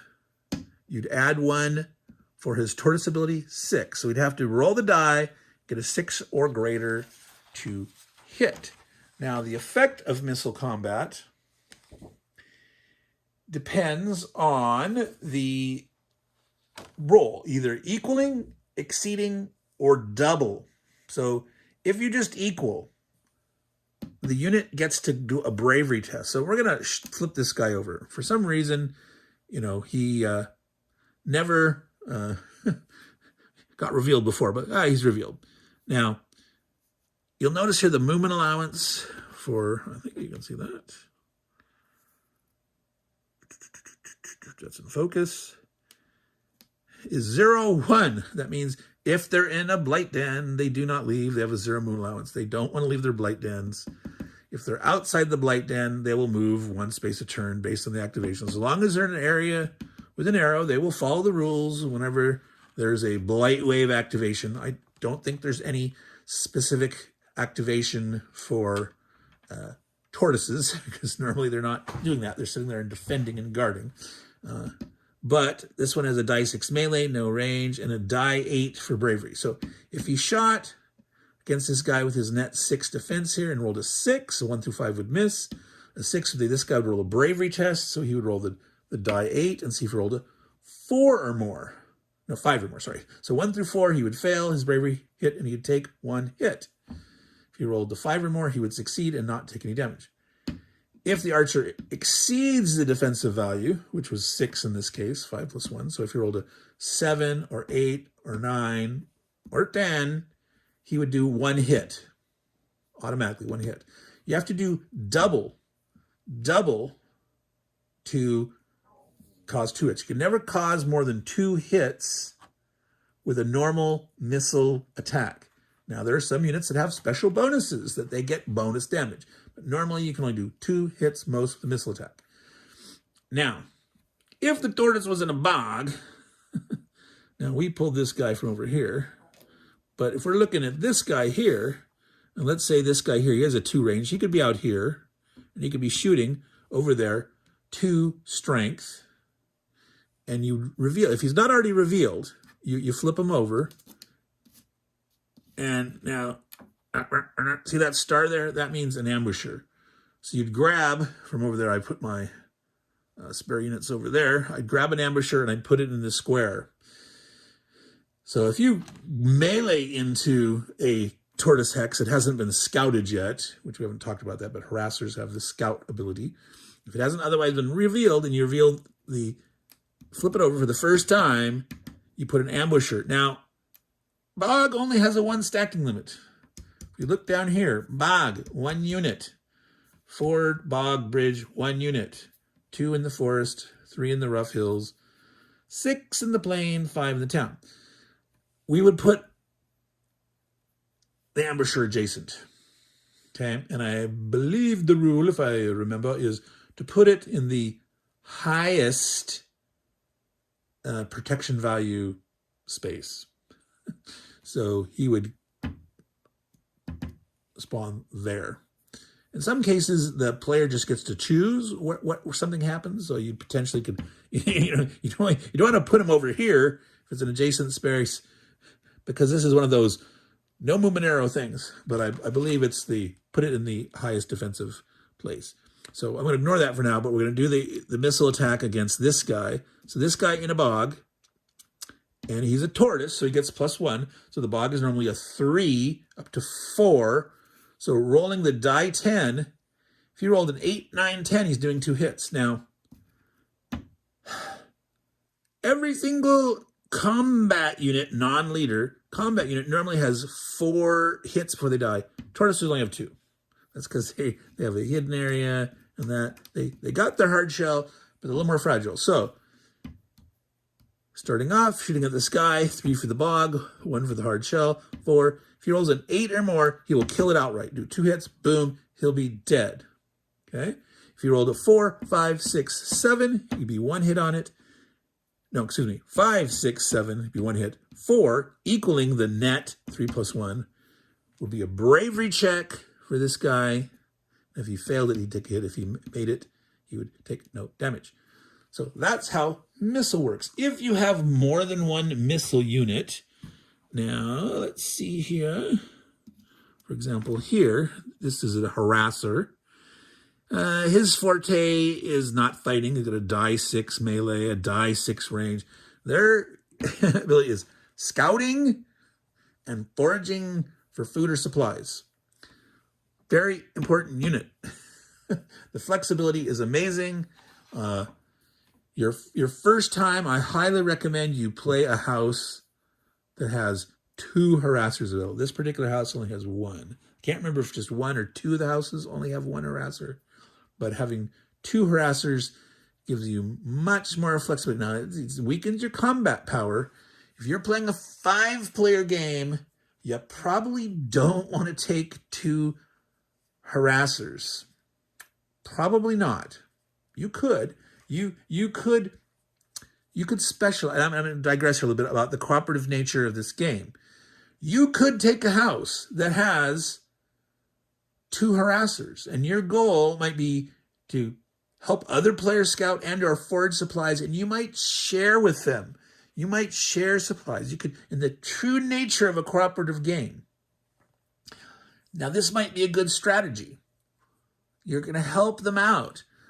Now, you might say, well, God, but you're probably going to lose. Well, first of all, you're going to help the team win and not lose to the Blight. And by having 2 harassers when the others probably only have 1, or maybe they decide to have none because, hey, Joe Blow here, he's going to supply us with stuff. Early in the game, he's helping him out. He's giving supplies. Later in the game, he can be like, I'm going to start banking these supplies. Supplies and food are something that count toward you. Over here, these things here, they count for glory in the end. You have glory points that you win, but at the very end, unspent gold, food, and supplies give you glory for the final calculation of victory. So that's a little advantage of the harassers, and having 2 is a road towards more points in the end. And you could still be very cooperative and help people, but then just keep that in mind as a strategy. Okay, so back to missile combat. So you get to decide if these guys, we're assuming they haven't, well, of course you haven't moved yet because missile happens before. So they started adjacent. Now, like, this guy could be 2 away. He could shoot, then he could shoot. They could both, they can't roll their dice together. So let's see, maybe you want to shoot with him. If he gets lucky and kills it, this guy could then say, well, yeah, he's next to this. He could scout this, or he could shoot there. So let's say this guy tries to shoot there. He rolls his die 10. Let's say he doesn't succeed in killing it. He only gets 1 hit on the guy. Now, I have not shown you this. I've got 1 more half Aegis tray. These are all the status markers, stuns, casualties, poisoned, terrorized, camps, and entrenchments, various magic effects, floods. So casualties here are what you put on a marker when you have a hit. It doesn't destroy you. You put a casualty marker. So this one is full strength. You put 1 casualty marker on it. It's got a hit. 1 more would kill it. A minion horde, the way the normal units, including the house units, the characters are different. The commanders, magic users, and Farseer champions, they work differently. They don't take casualties. They take wounds. They only have 3 total hits where they did. But all those leader units, every damage that's applied to them, they get to roll a bravery save against it and potentially don't take the damage. So we'll talk about that more later, but those characters are potentially quite powerful, but sometimes they can die easier than you think, okay? So a minion guy, if he took a casualty, you'd put it on here. And then if he takes 1 more hit, what you do is you remove the casualty, you flip it over to the battle-worn side. See the white stripe? And the combat ratings went down. Now, not all of them go down. So it varies per unit type what they lose. Sometimes they lose from everything. Sometimes they just lose, reduce on 1 or 2. All right. So 1 casualty, you take another one, you remove the casualty, you flip it over. If you take 1 more casualty, you put the casualty on this side, and then that 4th hit would remove the whole guy. All right. So if this guy shot, got 1 hit, you put the casualty marker. This guy could then decide, well, let me try to shoot. Now, he's only a die 6 instead of a die 10. This was a 3 plus 1, 4 protective combat. You have to roll a 5 or 6 to get the 1 hit and kill it. A 4, this guy would have to make a bravery check. And a 1 through 3 he'd miss. So again, they're not great at their job shooting, but they would still have a chance. All right. So that's it for missile combat. There are no retreats caused by missile combat, except for 1 or 2 specials. There's a commander. In fact, this guy here, he's got a special sniping attack that he can potentially do extra damage and potentially cause the guy to retreat. So that's a rare thing. All right. Okay, back. Had to charge up my phone. We were talking about missile combat. Now, let's take a look at some issues. We were talking about the range and where they're at. Of course, normally this tortoise would be here. You can only normally have 1 bog. If you've got multiple dudes in an area. So let's say somehow this guy was here. We have a tortoise and a minion. Okay, you get to choose which guy you're targeting in the area when you shoot. So your choice. Now, when the Blight characters shoot, they have a little priority. Okay, and it tells you here on the chart, missile combat, Blight unit targeting, target closest area within range and lowest protection value. If multiple enemies order of priority. Lowest movement, lowest bravery, lowest melee rating. Now, that sentence there, target closest area within range and lowest protection value.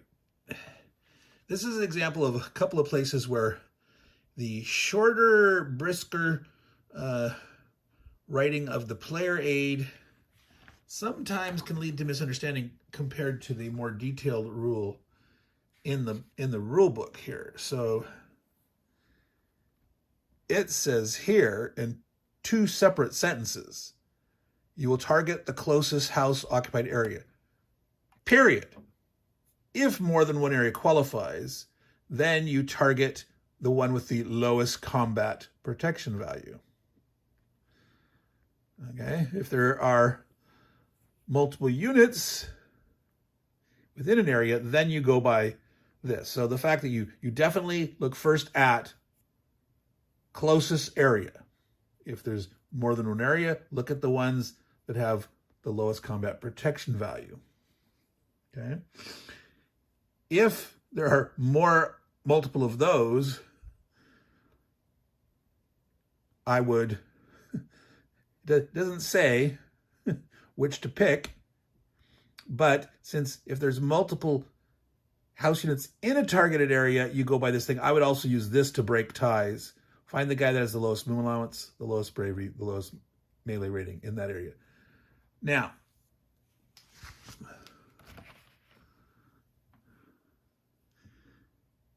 I'm going to talk a little bit about the fact that this is a programmed Blight. The sensibility of which one you shoot at might not make sense. Why shoot at the lowest movement allowance guy? Now, to me, shooting at the lowest bravery guy makes some sense because, remember, if you score equal value to the area protection, you're shooting at it, you get equal, they have to make a bravery test. If they fail, they take the hit. So shooting at a low bravery guy, you're more likely to get that one damage. Now, if you rolled, you exceeded the protection value or doubled it, they're taking 1 or 2 hits regardless of their bravery. Okay? So you're more likely to do damage only if you tie against the protection value. Another thought is like, well, lowest movement allowance or lowest movement, what about the highest guy? Who's more valuable? It's like, if I have guys next to me and this minion is shooting here, I might want to attack the guy with the highest melee rating because they could melee in. Now, these are both die 6. They are both range guys. They're probably not going to melee. But then again, maybe they are. Even though if you have some low melee guys, if you're piling in with a bunch of low melee guys, you're adding the dice together. So a bunch of low strength guys piling in on melee can actually be quite effective. So you might want to shoot at the highest guy, like, oh, it's an I-12. I want to shoot at him because if I can kill him, I'm less likely to get hurt. Now, if a dude's sitting out here with range, you might want to shoot at the guy with the higher range value. Now, so the Blight rules are much simpler. You could, if you want more of a challenge, try to come up with your own house rules for intelligent targeting. For example, if you've got a guy that only has 1 hit left, you've been, put on battle worn and you got 1 casualty on you, the next hit's going to kill you. I would contend that's the best target. Shoot at the guy that only has 1 hit left before he dies. And if there's more than 1, shoot the guy again with the lowest bravery because you're more likely to kill him off by the nature of that rolling a bravery test if you get a tied score against the protection value. So, obviously for now, you play with the rules as written for that, and keep it simpler. But that's something to think about if you want more of a challenge. You know, if you had a dungeon master, a game master, a referee running the Blight, you know, they would choose to do the most efficient attack given the situation at hand. That's very hard to write a rule like that other than like a big flow chart. You know, if you've played coin games, you've seen those, you know, huge flow charts that take up an entire, you know, page on a player aid. You could do that, but that you know, maybe when there's an expansion for this game, you know, Struggle for Zorn, Return of the Blight, or the Brown Blight instead of the Red Blight, or something. Who knows? Maybe they'll have some advanced combat bots or something like that. I don't know, but that's just something to take note of, that you've got a resolution mechanism here of how to choose which guy to shoot at, which area, and then within the area, if there's more than one guy, which dude to shoot at. And it's yeah, not necessarily the smartest play, but it certainly works for the purpose of keeping the flow going and the quick nature of the combats there. Now, we are ready to talk about melee combat, because after missile becomes melee. So let me set up a little situation here. I am going to put some sword strikers here. I'm going to move that harass for the archer.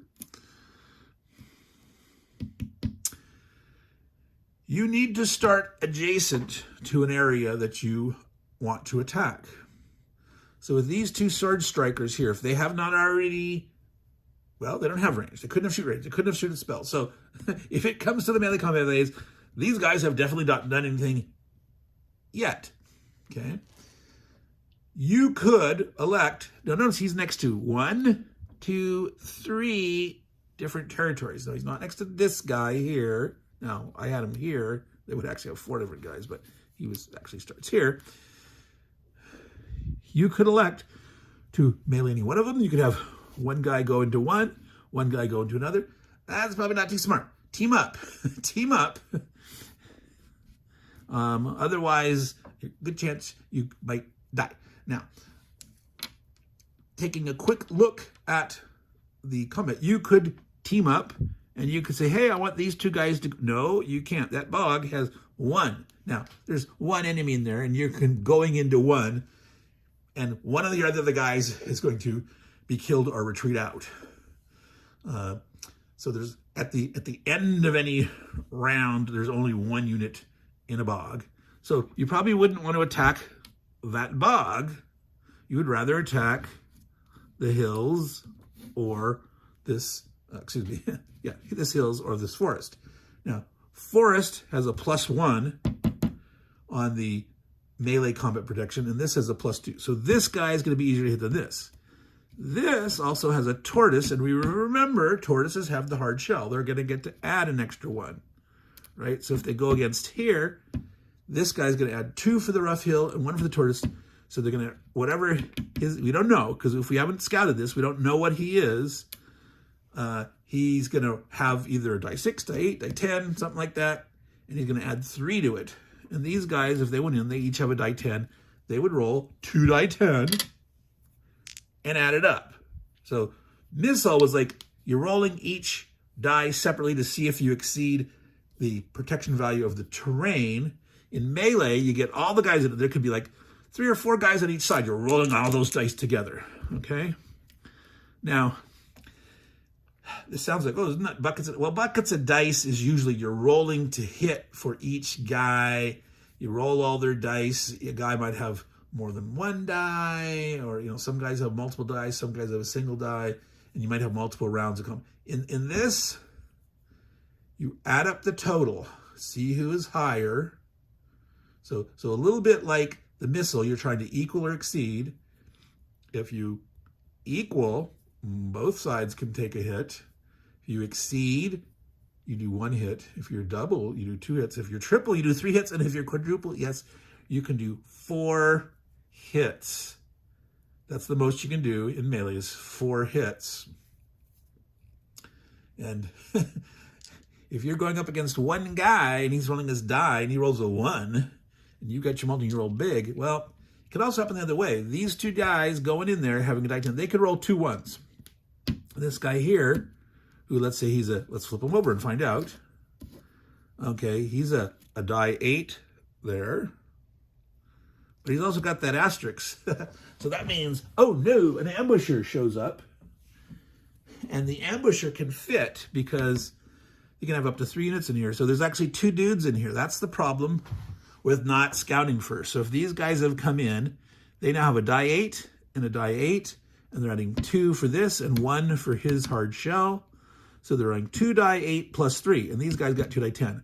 Right now, they have the advantage. 2 die 8 plus 3, on average, statistically, is higher than 2 die 10 plus nothing.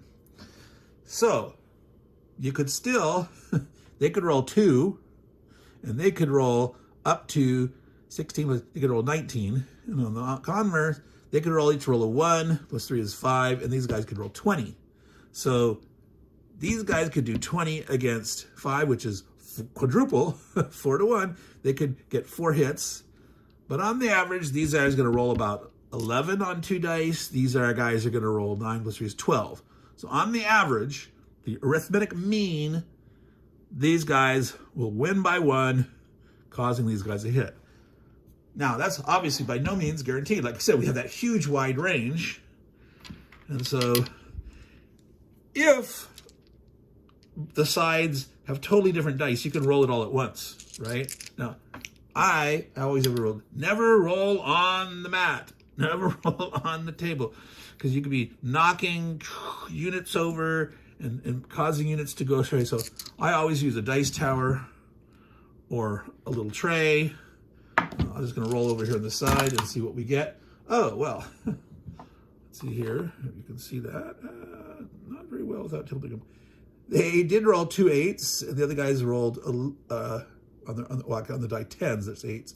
So 11 for these guys plus 3 is 14 versus 16. So they actually beat them by 2. Now, they would have to get double. They rolled, a 14. You'd have to get 28, right? So if you're rolling in the average, it's very hard to get high multiples unless the one side is way better. So they would do 1 hit against these guys. So they managed to survive, and there are rules for applying hits.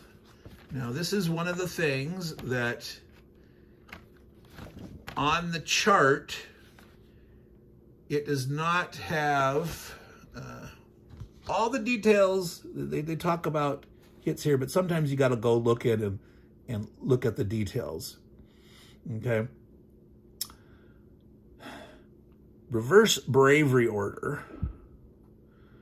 So now, for me, reverse bravery order, well, I would assume that means the highest bravery first down. Wound the guys with the most bravery. If you got multiple hit applications. Now, multiple hits, you're not having to roll a bravery hit now. If you've rolled equal and each side is taking 1 hit, each side is going to take a damage. You roll a bravery test for retreating. So all units roll bravery tests. So you're going to see who is retreating. Part of the guys will retreat. And then if all of one side is retreated, the other guy can stay in there. If both sides, after rolling the retreats, if both sides have some units left, then they all retreat.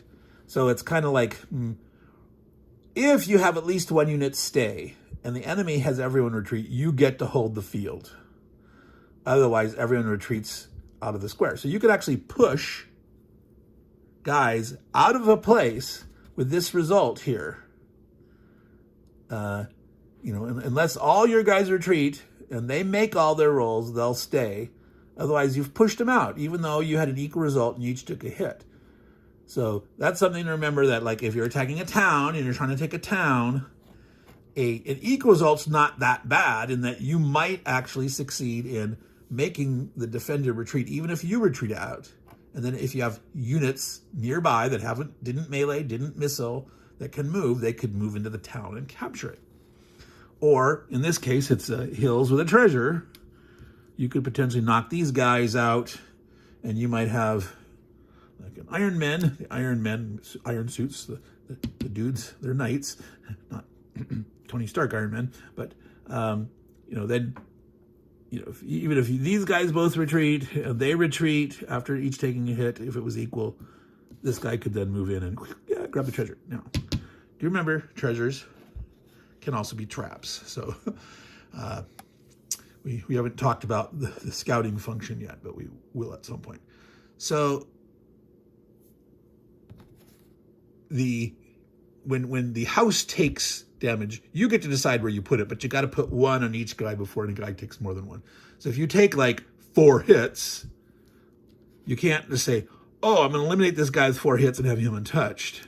You'd have to make it evenly. So be casualty, casualty, remove the casualty, battle worn, remove the casualty, battle worn.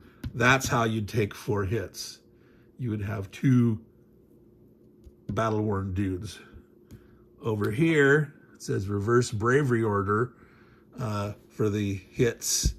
All you just take 1 hit before. So if it was 1, he would take the hit first, the bigger guy.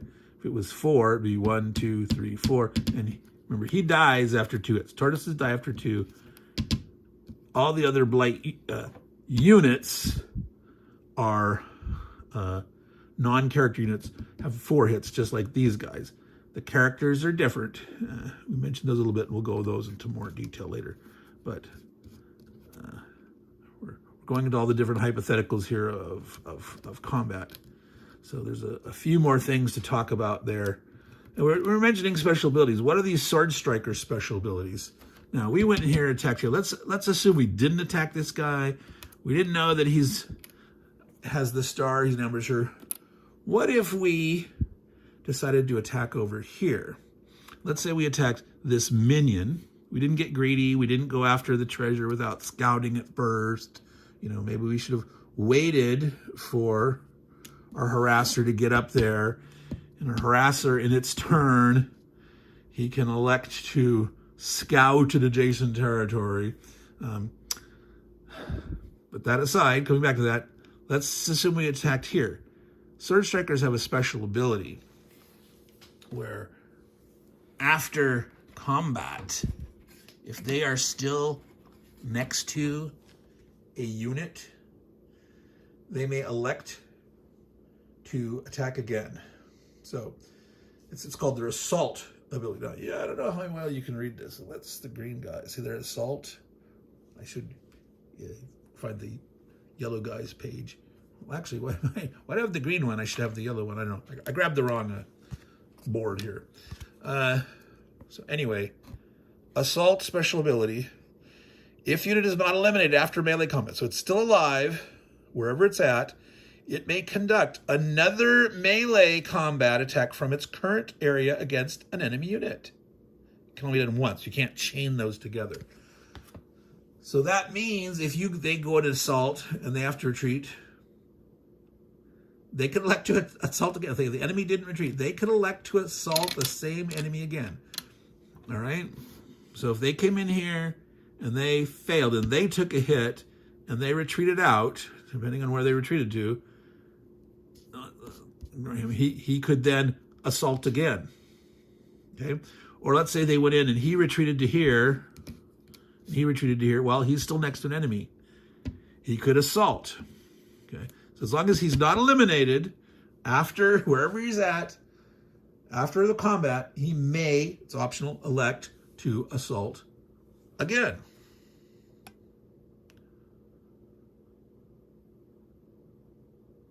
Against any enemy unit, right? So it can be the same one. So what happens here is, let's say these guys elect to attack here. And if they succeed against this guy, maybe pushing him back, maybe causing him to retreat, they're both there together.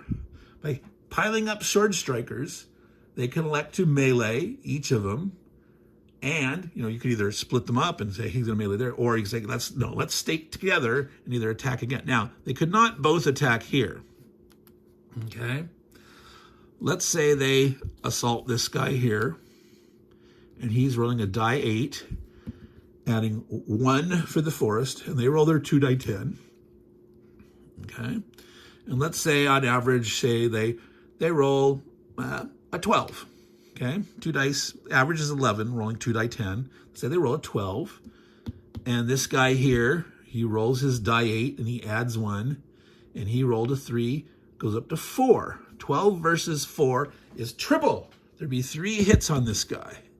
So he'd go casualty, battle worn, and then put another casualty. So he'd have 1 left. He'd be forced to retreat.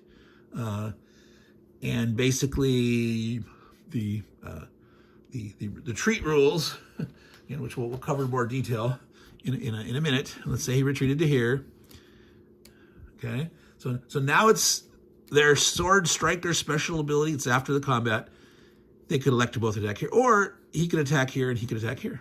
Let's say, for example. Now that might be a little risky. One guy here, not knowing what it is, one guy there. But let's say we're doing that. So if this guy wanted to attack here, this guy got degraded when he got battle-worn down to a die 6. So he'd be a die 6 plus 1 versus his die 10. So this is going to be between 2 and 7. This is between 1 and 10. So it's possible this guy could roll 1, and he could roll a 6, adding 1 to 7. And he could kill this guy off big time. He could do, four times as much, 7 versus 1. I mean, it's quadruple or more. So he could actually, so rolling a 1 with this guy could be bad. So it's risky, but let's see what happens here. Okay, I'm gonna lay this on top here. You should be able to see that. So the red versus the white die is a die 6. Adding 1 to the die 6. Oh, he rolled a 1 and a 1, so basically double.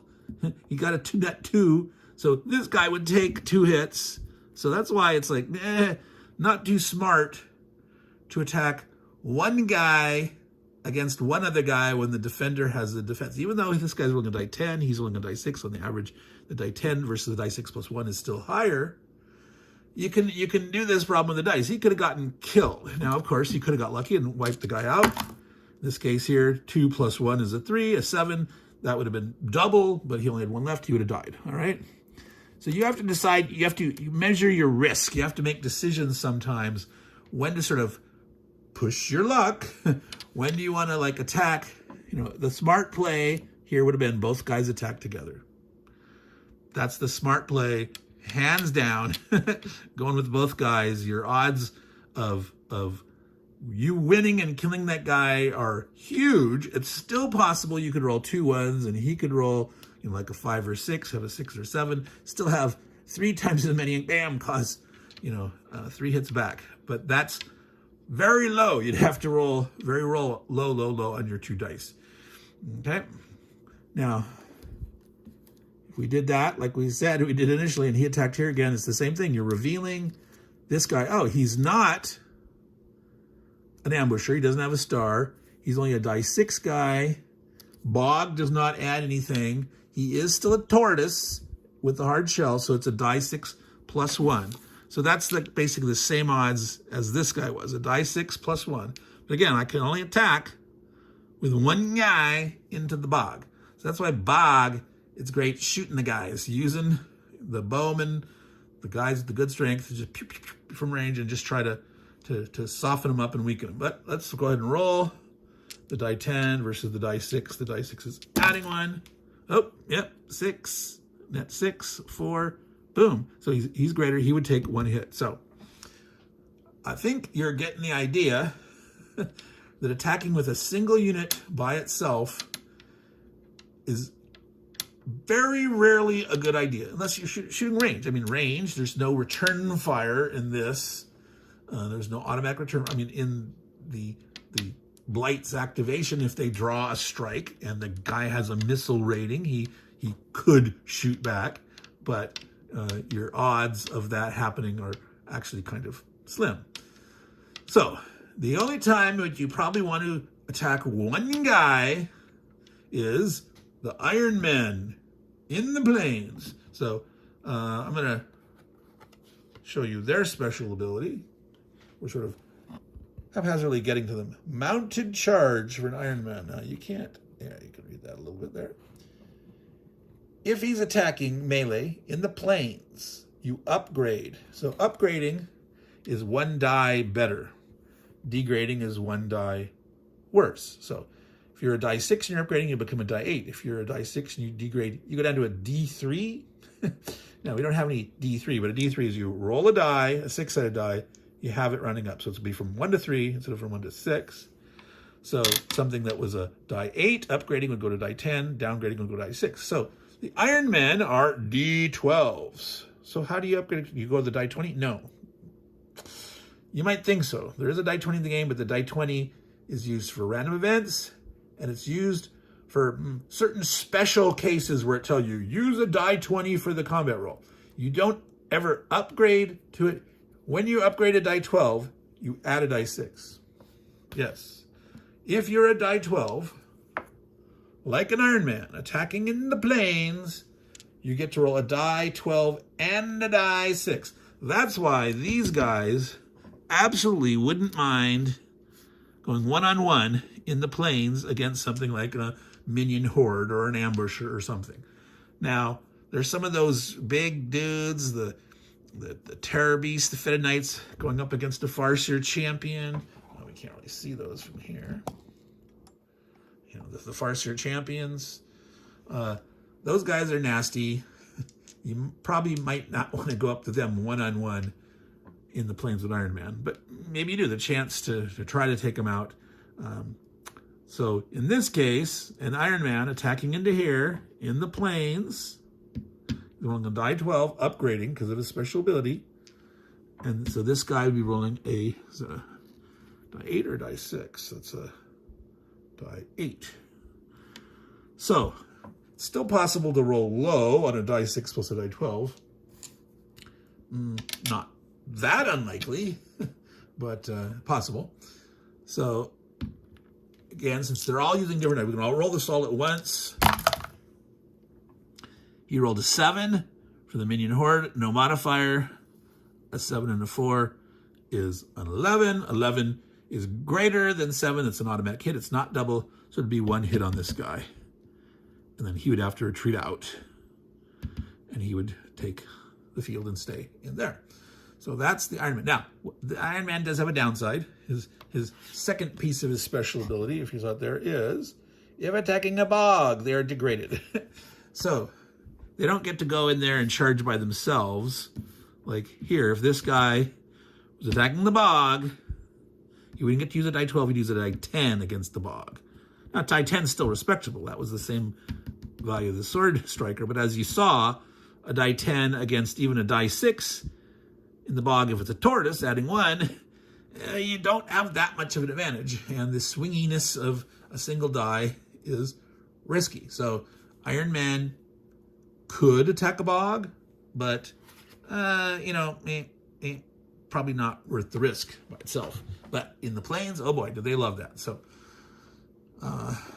unfortunately, there are no blight dens with tortoises in the plains. I mean, there's towns, but that's not a plains. That's a town square, not a plains square. So yeah, if you're catching the blight guys that are moving around, traveling, that have spawned and are coming down, that's where the Iron Men are great at chasing them down and killing them dudes. All right. So that was the basics of melee combat. Let's take a look at retreat. All right. So I'd mentioned retreats before. And if you look on here and you got missile combat, there's no normal retreating there. Melee combat, it tells you, you have to retreat, potentially retreat. Well, on here it doesn't tell you how to retreat. I said, in most cases, the rules in close proximity tell you, sort of in this order, here's how you do things. Fortunately, as I mentioned, retreat is not one of them. Retreat is way back here on page 49, section S, retreats. Yes. So it should have been earlier. It would have been nice if it was much earlier. Okay. But here is the gist of the rules. You might want to make a notation either on your card or in your rules where it's talking about the other combat stuff. You might want to say like, see page 49, retreats, or something like that, so that you know which page it's at. Okay, so basically the units that retreat, you have to move farther away. Okay. From the unit that caused the retreat. So that could be a spell, that could be a missile attack in some circumstances, and obviously the melee attack. So if you're in a melee attack, your retreat is just get out of the square that you're in, period, end of sentence. Okay. Melee attackers have to retreat back to the area which they entered from. So you have to remember where they came from. The defending guy can't retreat where the attacker came from. You can't go through them that way. Okay? You may never move into an area with an enemy unit, an impassable area off the edge of the map. So it is possible to surround somebody and force them to retreat and cause them problems, as we'll see here. You cannot retreat into an area that's in excess of the unit capacity. So if you're in a bunch of bogs and there's a unit behind you, you can't retreat and end there. You may enter and keep retreating, okay? As long as you keep going farther away, you can retreat through and end up in another legal space, okay? And you get to choose, so as the house player, if you win, you get to decide where that blight unit retreats to as long as you follow these rules. And that's the case of where you often want to retreat guys into these bog areas that have no exit, that they're not going to move. Because that means they're not going to get to move on a blight wave. It's only that one weird random event, like I mentioned, that causes guys that are in the cutoff bog areas to actually move. Now, there's a reason why you might not want to retreat a unit into a bog, and that is that killing off units other than the tortoises are worth glory points. Glory points is the bread and butter for winning for the house. So each ambusher or minion horde is worth 1 point. 2 for a terror beast, 3 for a fetid knight, 5 for a farseer champion. Tortoises are not worth points. They're guarding treasures, and those treasures are valuable, especially if there is a relic there. But if you want to have a chance to kill those, you might not want to put it into the bog because you can only attack with 1 unit. You might want to put it out in the plains or something. So this guy, if you're forcing him to retreat, you might want to put him back there. So that potentially you have a chance to jump on them. Now, if you've got a lot of ranged dudes nearby, yeah, you might want to have them retreat into a bog so that they can try to finish them off. But again, you're not going to get points for tortoises. Okay, but for wherever our minion horde guy, ambushers are worth 1, etc. 2, 3, 5. So 5 points for one of those farseer champions, but they're tougher to kill. All right, so that's something to think about when you're retreating a dude. There's another thing that you might think about. For example, let's say there's this dude here, and maybe you come in and attack, and you end up retreating him. He maybe takes a hit. You might elect to think, I'm going to put him here. Now, why would you go here? Let's go, oh, maybe you should go here in the plains. You might want to put him in it depends. I'm looking at the arrows. This is a red arrow here. If this guy activates, he's going to come out through here. And so he's going to end up, no, in a blight wave, he wouldn't. Blight wave, they just move and attack. On advance, they move as far as they can until they get into an enemy occupied area. So remember that normally the house cannot move and attack. They can melee combat from where they're adjacent to, other than some exceptions with some special abilities and spells. But the Blight dudes, any advance activation allows them to move and attack the same turn. And so if they're here in a red arrow and you're there, you think, oh, come on in. If they activate, they're going to come in and I'll kill them that way. So you might want to do that. Now that's also a competitive. Like if you put him here, this other player might try to come in and I'm gonna try to kill this guy and get the points for him. If you put him here, he might not be able to reach this one, and you're thinking, aha, he's gonna come down and attack me. Now it might be a while before a minion horde activates. Now, minion hordes are one of the more common guys that spawn and move and do stuff. But it could be a while. There could be all sorts of other cards drawn. There could be other spawns or random events, et cetera, et cetera. So that's just a thought of where you might want to retreat people. All right, I'm going to zoom in here a little bit. We're going to talk about some other special abilities. We might as well go through them now. We've talked about Iron Men. We've talked about Sword Strikers. Let's go. We talked a little bit about some ranged attack. The Archer has Storm of Arrows. If you roll exactly a 10, it also inflicts 1 hit on any other enemy unit in the area. If there is none, an additional 1 hit is scored on the target. So a guy alone, if you roll a 10, exactly a 10, you will score 1 additional hit on a lone guy. If there's multiple guys, you get 1 on your primary target and 1 on a secondary target. Okay, that's kind of nice. Now, boomstickers, they're the guys with the muskets or rifle. It looks like a rifle, but I would say the technology, that's probably a musket. I don't think it's actually rifled. Murderous Volley, if you roll exactly a 10, it inflicts an additional hit on the target.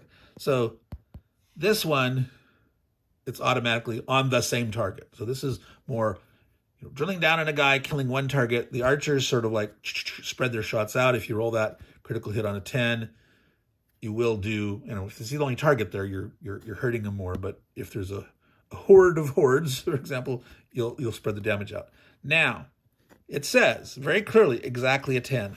I find this partially problematic in that we talked about upgrading dice. If these units had their range attack upgraded for some reason, they'd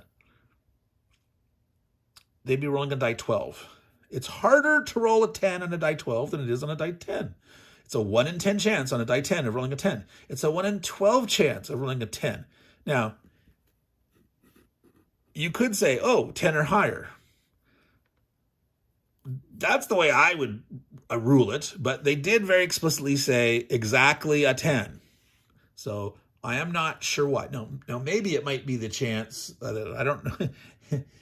Maybe there is not a way to actually upgrade a ranged unit's ability. Now, I'm pretty certain here somewhere I thought I saw some spell or something or some way to get a general kind of blessing that upgrades, but who knows? So that's a question for the design crew is why do they say exactly 10? Because if you're upgraded, that's worse. Your chance of scoring a critical hit, the extra damage for boom stickers or that, is actually reduced. So, I don't know. So, let's move on. We talked about the harasser.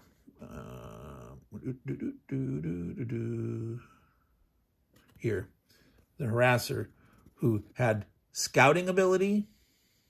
Okay, so now it says, as a missile combat, well, that means during the missile combat segment, when you would normally do your missile attack, instead, you can reveal 1 face down tortoise garrison in an adjacent area. Okay, so in other words, it means if you do this, you do it during missile combat time period, and it makes you not get to shoot your missile. Now, if there is no face down tortoise, then you can look at the treasure token. Okay? You can reveal the treasure token.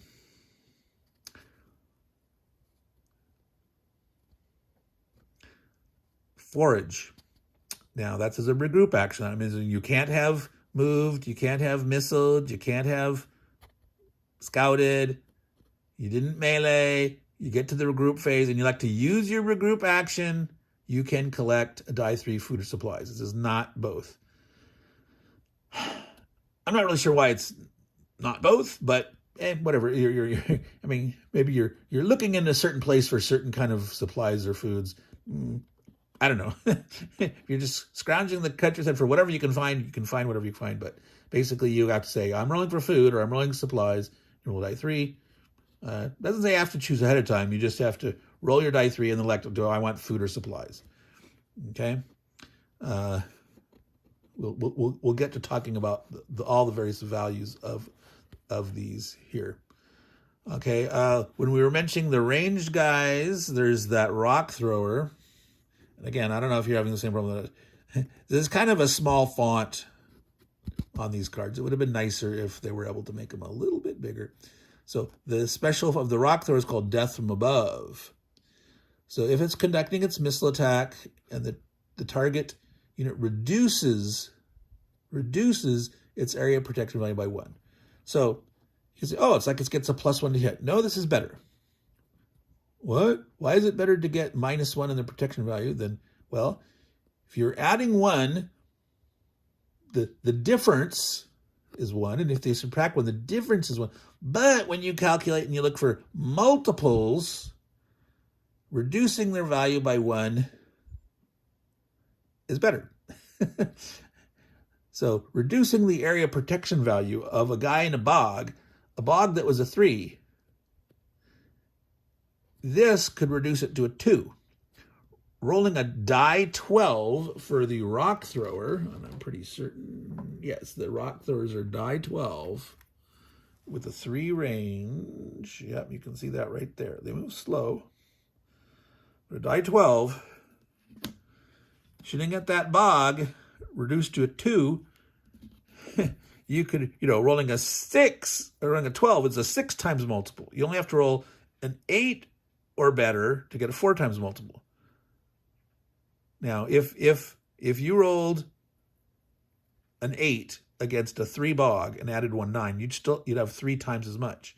But if you take the bog and subtract 1, and then you roll that 8 is 4 to 1. So that shows how, depending on what you roll, it's better to reduce their protection value by 1 than to add 1 to the rock thrower. All right? That's called math. That's a little arithmetic. All right. We have not looked at push of pike. So this is for the pikers. This is a weird kind of unit. It might take some getting used to figuring out how to wield these guys in the right ways. But it says, after it moves into the area for a combat melee. So again, remember, you're not doing a movement phase, but in the melee combat phase, you're next to the guy, you're electing to attack. So you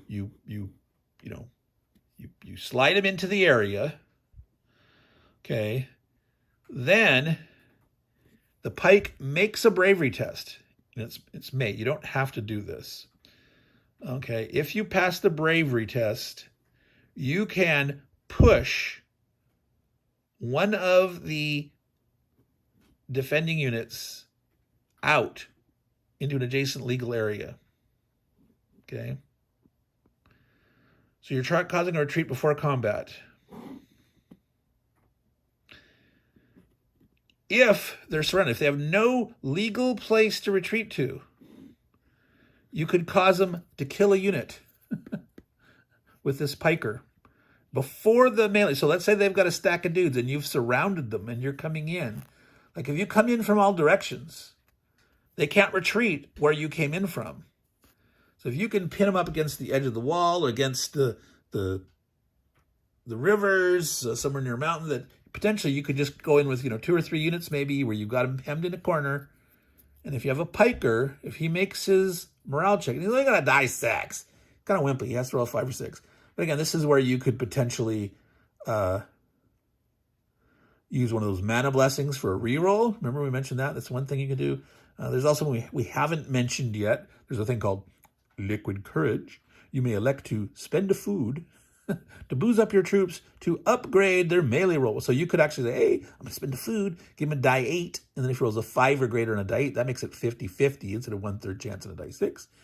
And he comes in and he pushes the guy out and suddenly, I've got nowhere to retreat. Boom, eliminated. Entire unit eliminated. So a full strength unit could be eliminated. So this is a very specialty niche kind of ability, but sometimes it could be critical. Sometimes you don't want to do it. You're jumping into a square. He's not surrounded. You want to kill the dude. You don't want to push him out and make him retreat at the start if you're trying to kill him, right? But if you're coming in against a tortoise that's sitting defending a blight den and you just basically want to get in and get the treasure, pikers are a great dude to go in there. They have that chance that if they make their roll, it's not that the defender is rolling their roll. It's the piker is making their check to see if they can push the dude out. So you could kind of get a freebie. You could potentially... Now, if you go in there and that tortoise happens to have an ambusher with him, well, you're only going to be able to push one guy out. Like, oops. So a lone piker trying to do that, that's a risky move. But you could go in with a piker and someone else or something and try to see if you could get the cheap victory of just pushing the tortoise out and then grabbing the loot. So that's the piker. So interesting. But do notice the pikers move 1. 1 is really slow. Now, something I haven't talked about yet, there's roads on here.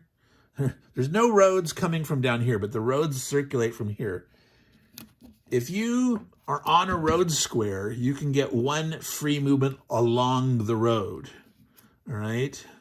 And so technically a piker could move to here with his 1 and say, oh, I'm now on the road. I could go to here for free. Or if he started on there, you could go 1 along the road for free, and then he uses normal movement off, okay?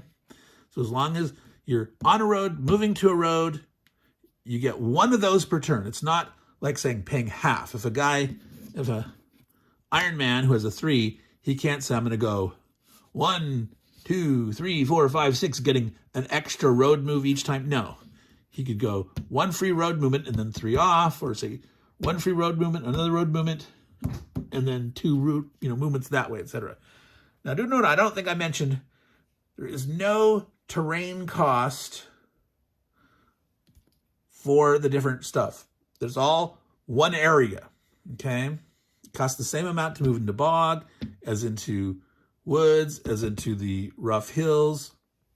Now, you'll notice, if you look carefully, these spaces are slightly different sizes. The plains tend to be pretty big, and the bog tend to be very small and medium small stuff. So that simulates the sort of the cost to go from this side of the plains through the bog here. You've got 2 bog territories. So there's this is 2 bogs wide. This bigger bog, okay, and so that's how it slows you down more, rather than the plane. You're going real far distances and going through the heavy terrain.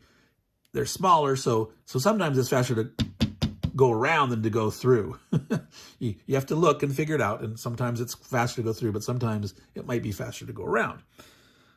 All right, so we have, I think, 1 more unit we haven't talked about, and he's not on the green guys. The green guys do not have any of the levy.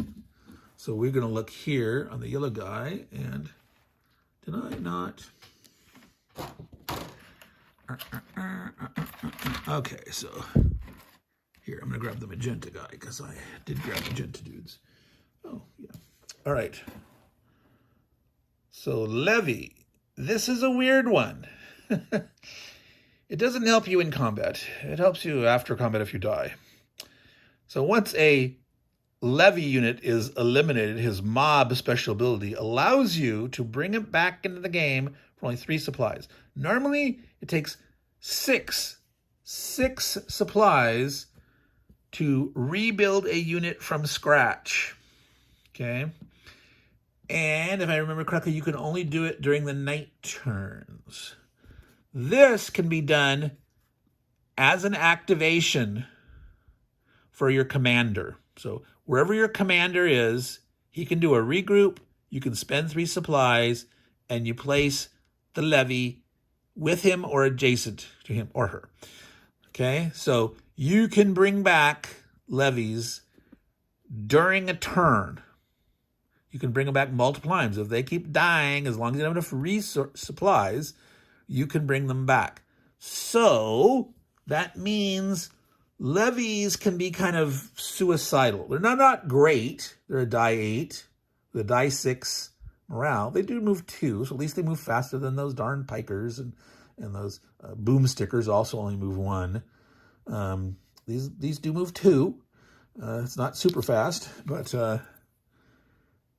they only have, that's the battle-worn side. So they do have a die 8 from it. So they're not great, but you could be kind of sacrificial with them. You might say, hey, let me go in against the tortoise. I'm going to attack, and I'm going to scout by jumping in there. And if I die, I can regrow the guy for 3. So that's, it's a very nuanced thing, right? It's not a great special ability, but there's some flexibility at time that this might be just the greatest thing that you can do is to be able to rebuild that unit and bring them back multiple times. All right. So that's all the special abilities of units. I'm not going to cover all the special abilities of all the commanders and magic users. That's way too much time. Maybe in the future I'll do a special analysis video of those. Some of the interesting tactics. Because some of them are like, how would you use it? Some like, oh my God, that sounds so powerful. You do have to remember, like I mentioned, the fickleness of magic until you get your magic rating up. Get that die 8 at level 3 or 4, and you get this die 10 at level 5. All right. So I had mentioned that fact that you can create a magic potion for the gold, food, and supplies, and why, if you want to do that, to do it early. Back that whole notion about the magic levels that can be gained from the, let's see if I can find out. Here's a relic right here. This is what a relic looks like. Now, that bottom part there says 3 terror points. That means relics that are not recovered, relics that are still on the map at the end of turn 12, count it. It's 3 terror points. So there are 6 relics. If you don't recover any of them, that's 18 terror points right there. Now, odds are you're probably going to find 3 or maybe 4 pretty easily. But this is the nice thing about having that half and half balance set up. There's going to be 3 north of the river and 3 south of the river and all that. That you've got to get up there and do stuff. But they're worth glory points to the house that finds it, and 1 magic level. So there's got to be some competition. You want to get out there and get relics. You might want to do your early magic level increase when you can afford it, if you can beforehand, because it's going to get more and more expensive. Do I mentioned that if you roll the double 1s and you lose a magic level, well, if you go down to level 0, going back up to the next level, it's at 1. So it only costs you 1 gold, 1 resource, 1 gold supply, 1 food. So you can recover from that, but it's still a pain in the butt because you have to build that potion that takes a regroup action for the magic user. So it's taking some time. But when you're down at 0 magic level, unless you're one of the guys that has a really good ranged missile combat attack, even if you've lost your magic ability down to level 0, if you've got a good range ability, you can still do some nice stuff. So one of the things to think about in that cooperative, semi-cooperative nature of this game is if you scout treasure and you find there's a relic there, if you're greedy, you're going to grab it for yourself. But if you're more in the cooperative phase, like, we don't know if we're going to survive this, you might want to think like, hey, if I'm already at level 3 and I'm getting my die 8 for magic, there's another guy there that's not there yet. You might want to say, hey, get over here and take this. You know, technically, if you move into the space with the treasure, you're gonna get it. You're gonna take it. So that's the danger of just charging in and fighting. That if you win and you push them off, you get the treasure. Boom. Doesn't say made, so you reveal it and see what happens, because there's traps there, right? The traps are nasty. Some of them are very nasty. If you scout, if you spend the time to scout, so one of the things that you could potentially like have a guy missile shoot at the tortoise. That's going to reveal him, because you got to see what his ratings are and that. Because he's potentially has to make a check, and you've got to see if there's an ambusher too. But if you have your harasser nearby and you don't scout, but you missile shoot, then the harasser could scout the treasure, and that could let you decide, oh, maybe I don't want to then in melee charge in and fight if I want to let another player come in and get it. So that's something to think about, that cooperative nature, that you don't always have to be greedy and get everything for yourself. You could try to help your other dudes. And you could, make an offer. You could say something like, look, hey, man, if you give me, 2 food or a food and supply or something, I'll let you come over and get this treasure. The treasure is worth 2 glory points. It's like someone's going to get it. The Blight's not going to get the terror points if you guys get it. So that's helping everyone, keeping them from getting terror points. But if you don't take it, you're losing out on the glory that you could have got yourself, right? So you might want to ask them to compensate. So this is called the power cash glory point. So at the end of the game, these things that you have not spent are worth glory to you. Because again, if the Blight didn't win, the house players win, but one of them wins more and becomes the hand of the crown. Every food is worth 2. Supplies are 1. Gold are 3. Undamaged, totally fresh core units are worth 2 glory points. So remember that levy guy that you can get back for 3 supplies? Well, spending 3 supplies means you won't have 3 points. Getting them back is worth 2 points if he doesn't get damaged. So you might say, well, if I have this guy that I can use and fight with, I'm going to spend 3. I would lose out 3 supplies that I would have otherwise potentially got points for, but it's offset by 2. But if you regain him and then he gets damaged, you're going to be out your stuff. But you might need the guy to do stuff. It might help you kill something else. That's the cat running around. I'm not sure why. So this is something to think about, but you could ask someone to compensate you. You could say, well, if you give me 2 supplies or give me a food, I'll let you take that treasure. You'll get 2 glory and you get a magic level. Or you might ask for more. You might say, well, you're going to get a magic level out of it. You want a magic level? So you could bargain or whatever. Or you could just let them have it, right? You could say, look, we're at the stage where we want to survive. Things are looking tough and nasty. We want to increase everyone's power. So maybe you aren't too mercenary about it and you might just let them have it for free. Or you might not. So that's just a consideration, things to think about.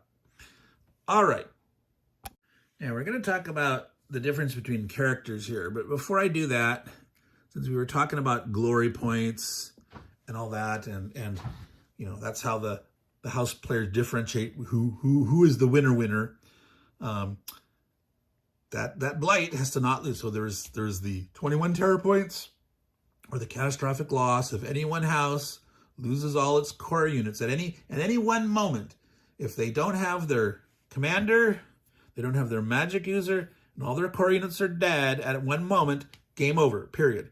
Now, let's say you're down to 1 unit left, that those levies could be valuable. Oh, quick, help me, give me resources or whatever, let me use the supplies. Well, if you don't have your commander back, you can't use that level ability. So let's assume that a player's down to, they got their commander, and that's it.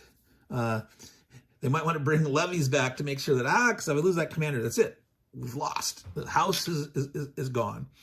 But what do the bad guys, the blight, need to score terror points? What do they get terror points for? So we already mentioned a relic. Relics at the end of the game, 3 terror points. What else? So here is this list here.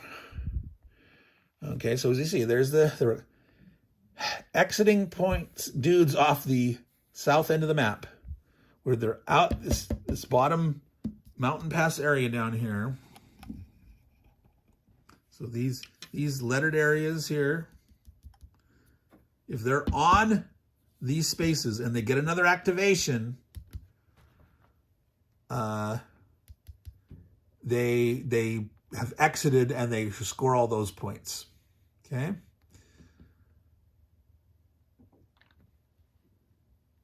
So reaching it is not enough. They have to activate again. All right. So 10 for a Farseer champion. These guys, if one of these exits off the south end of the map here, 10 terror points. And you only need 11 for them to kick over and win. A Fetid Knight is 8. Terror Beasts are 6. Minion Hordes are 4. Ambushers are 2. And if somehow, some way, a tortoise got all the way down there, it's not worth any points. They normally they sit where they are, and if they do, they only move one at a time. It's not going to happen. It'd be very interesting to see a game ever. Now, there are some random events that score terror points. Things can happen. It's usually like a die 3 terror points, something like that. Each house commander or magic user eliminated is 3 terror points lost. So even if you don't have a catastrophic loss where one house is completely eliminated, you can still lose a lot. So in a 5-player game, and 1 terror point per house unit. So this is the problem with sacrificing levies over and over again. Because even if the house unit is regrouped and comes back, every time it's eliminated, it's another terror point. So if you've got a 5-player game, you got 5 house units and your commander and your magic user. And let's say the commander and magic user and 4 of the guys are killed. That's 10 terror points right there. so it's almost halfway there. If they lose their last unit, then it's the catastrophic loss. But losing the commander and that's 6 points and up to 40. So in a 2-player game where each house has 12 units, if one of the houses gets badly mauled, you could lose right there. Well, no. Not quite. Yeah, if you lost 11 units and both commander and magic users, you had 1 unit left, that would be 11 plus 6, that's 17. So it's not quite there. 4 more terror points would put it over the end. But yes, that would be very hard to recover from if they were mauled out. Not likely to happen, because again, with a player having a full 12 house units plus they're much more potent. As long as you play smartly, it'd be very hard to lose that many units, because each activation, you got all that strength. If you keep it concentrated and don't spread out too much, you can play pretty smartly. All right, so that's the terror points, exiting, killing, events. Maybe you can't rely on the events, right, happening, but there's nothing you can do about it. If the events get rolled, there's no way you can stop that. So even if you're very good at finding all the relics, but of course, there's no way they're going to get 21 points. I don't think it's possible to get there's 3 random events in the deck, and you go through the deck not a full 2 times.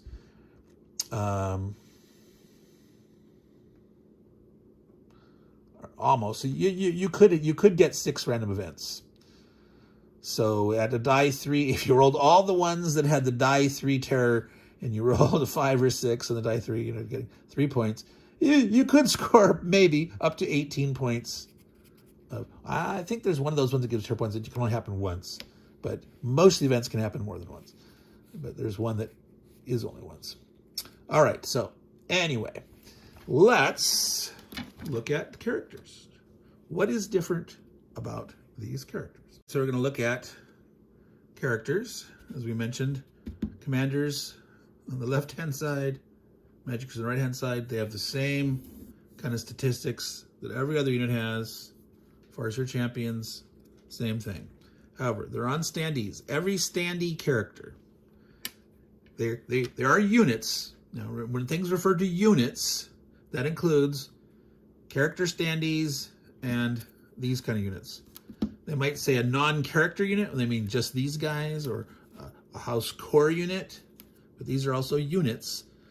So there's times where these can be damaged just the same way these are. However, these, as we saw, a hit becomes a casualty. The next, you remove the casualty and you make it battle-worn. Another hit puts the casualty marker on the battle-worn side, and the next hit eliminates the whole unit. 4 total hits to kill, unless you're a tortoise, then it's just a 2. These guys have 3 hits to kill. However, 2 differences. They take wounds instead of casualties and battle-worn. Okay. And they get, unless specifically said no save, they get a saving attempt against every single hit against them. And the saving roll is trying to roll a bravery check. Okay. So these guys here, I believe all the Farseer champions, yep, they all have a 12. Now, there's quite a few. These guys only have an 8, but there are quite a few of the champions that have a 12. And there's some 10s and 12s, but there are a couple of magic users that are kind of fragile. But these guys all have a die 12. So that means every time a hit would be applied to them, unless it says no save allowed, they get to roll a die 12 to see if they avoid that damage. Okay? So you might get in a melee with one of these guys, and you might generate 3 hits. You get triple his score. He rolled a die 10, and you rolled, so many XX dice, and you ended up saying, we got 3 times as much value. He's going to take 3 hits. He's dead. No. He would roll the die 12 against each hit separately. 5 or greater says no damage. So on 1 through 4, that's a 1/3 chance out of 12 that he'd take a hit. 2/3 chance he wouldn't. He'd roll each one separately. He might avoid all the hits, or 1 or 2 of them. And if he's unlucky and gets none, he could be dead. Now, there could be 5 hits coming against him. Now, how is that possible? Well, there are some, in one combat, you can only do 4 hits in a melee. But I think there's some specials where you get a bonus hit or something like that. So there is a possibility that, depending on the situation, it's possible to do some kind of extra bonus damage. I mean, we saw like the range attacks. Now, ranger normally max 2 points, but the archer could do an extra 1. The boomsticker could do an extra 1. The not the catapult, it's the rock thrower dude. He doesn't do extra damage per se, but because you're subtracting 1 from the protection value, like we saw, it's more likely he's going to hit, and more likely he might actually get a big multiple.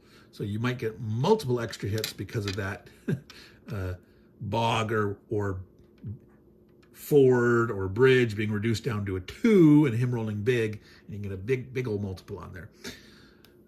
Okay? But you'd roll for each and every hit against you to try to see if you save and not take it. Now, this is important in that this abilities can be degraded. So if you can do something like a spell or something that causes the enemy's bravery to be graded, it's going to be easier to kill off a dude.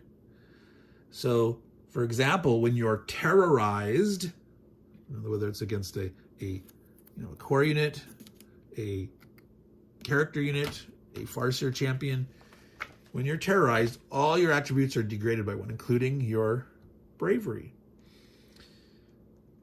Terrorize is nasty. You can only get rid of terrorize by doing a regroup and rolling a bravery test. So when you're terrorized, your bravery is reduced, and that's what you're rolling to try to break out of the bravery. And you have to make your bravery test. If you happen to have a unit with a die 6 bravery, like this poor Levy here, if he's terrorized, he's rolling a die 3. He cannot break out of the terror. He can't do it. The exception is there's a commander that lets the units in the same space have a die 12 bravery, and there's that liquid courage that I mentioned. You can spend 1 food to increase. So the degraded Levy on the terrorized would go down to die 3. Give him some booze, get his courage up, and he's upgraded back up to the die 6. And so he could roll lucky and get a 5 or 6 and get out of the terror. So terror is a nasty, nasty thing. Now, these guys here, as I mentioned, take wounds instead of casualties or being battle worn.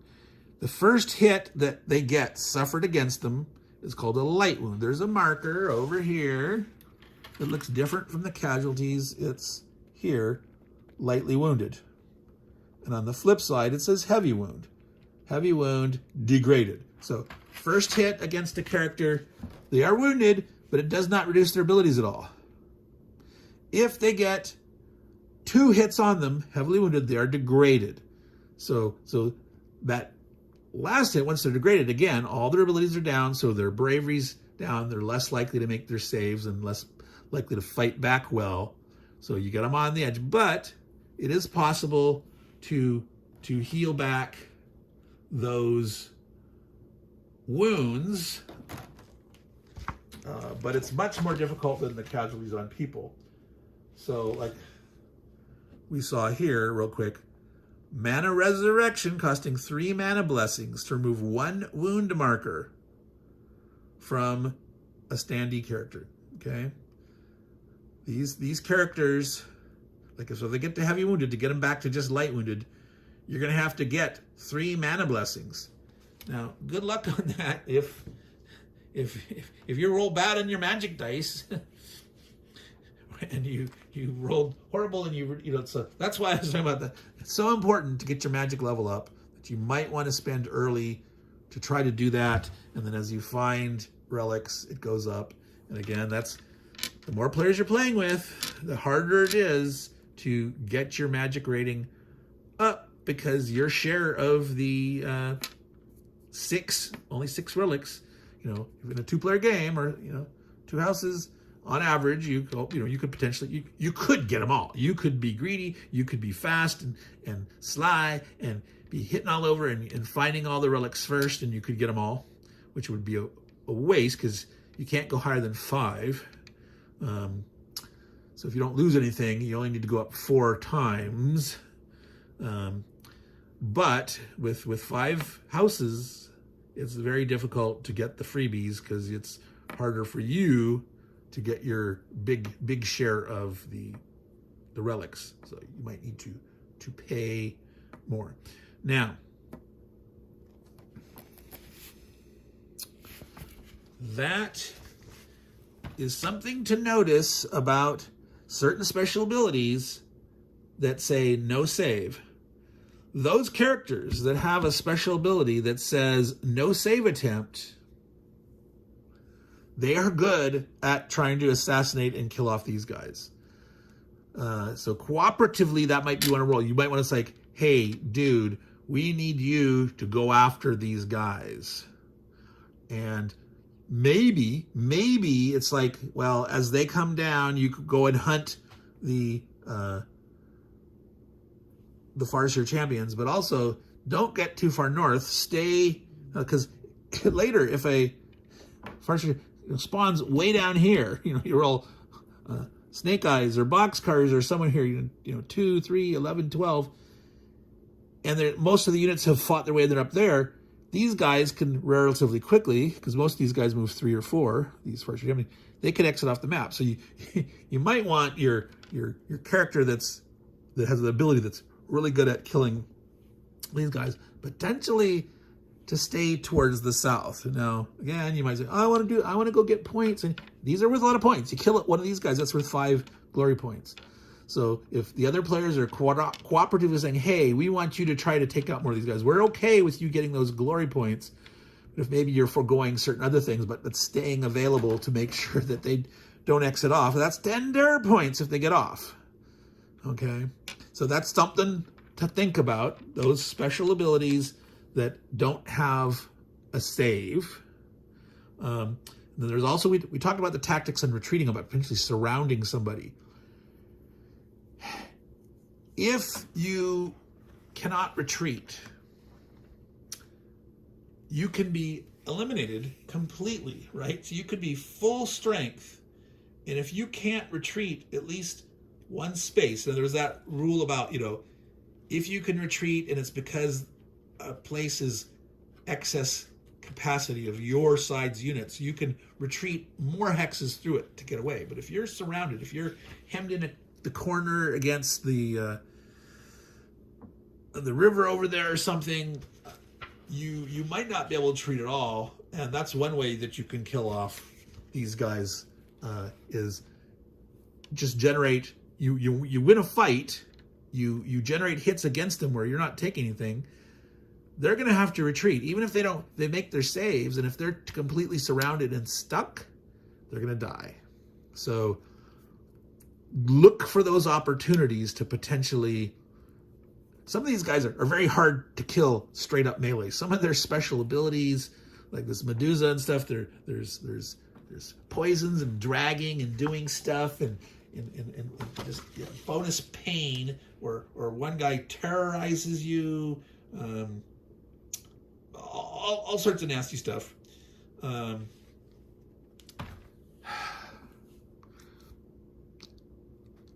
Think about the tech. Think about some of the options other than straight up. Sometimes you can whittle a guy down and just kill him off and work your way through it. Just powerhouse, send enough dudes in. If there's a lone dude, with his die 10, and you can go into the plains, with 3 or 4 Iron Men, right, that roll a die 12. No, it's in the plains, so they upgraded to a die 6, and you could get enough hits, like, we generated our 4 hits, and he's dicing. He might take 1 or 2 hits, and then the next round, he's degraded, he's heavily wounded, and he's only die 10. You might kill him off in a couple of rounds of jumping on him. So that's just something to think about. All right, so we talked about the difference between the characters, how harder it is it's much easier to take the casualties off. It's cheaper. There's also the rally ability. Every single commander has the rally ability. Okay. One other friendly unit in the same square may remove a stunt or casualty marker. Okay, it doesn't cost you any. That does say no supplies needed unless a machine unit. So the rock thrower is the only machine unit in this. There might be an expansion coming.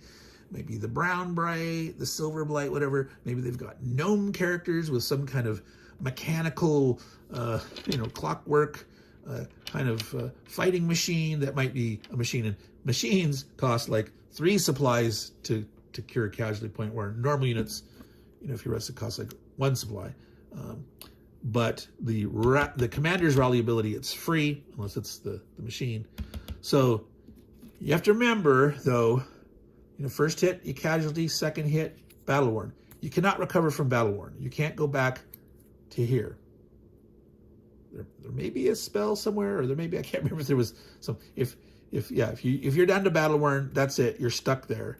Now, obviously, if a levy, which we're talking about, gets battle worn and then gets killed, when you bring him back, he's on his fresh side. But he still got killed, and that generated a terror point. But so those casualties with your commander, you can help rally them and get casualties off, but you don't recover from the battle-worn state. All right, so we got a few more things to cover. All right, we're gonna look real quick at the regroup action. This is during your normal house activation. Any unit can do a regroup, but it hasn't done anything else. So we were just talking about spending supplies. Now, if you're stunned or terrorized, you cannot move a casualty. Otherwise, it can take 1 supply to remove the casualty, 3 for the rock thrower, because it's a machine. All right. Now, again, there's also that being with the commander and can get it for free. We mentioned before, talking about poison and mana blessings. If you're not stunned or terrorized, you can spend supply to remove poisoned, or you can spend the mana blessings. How do you get rid of stun? Well, you just remove the stun marker. Okay, it doesn't cost you anything. If you're terrorized, you can make the morale check. If you're stunned and terrorized, you have to remove the stun first.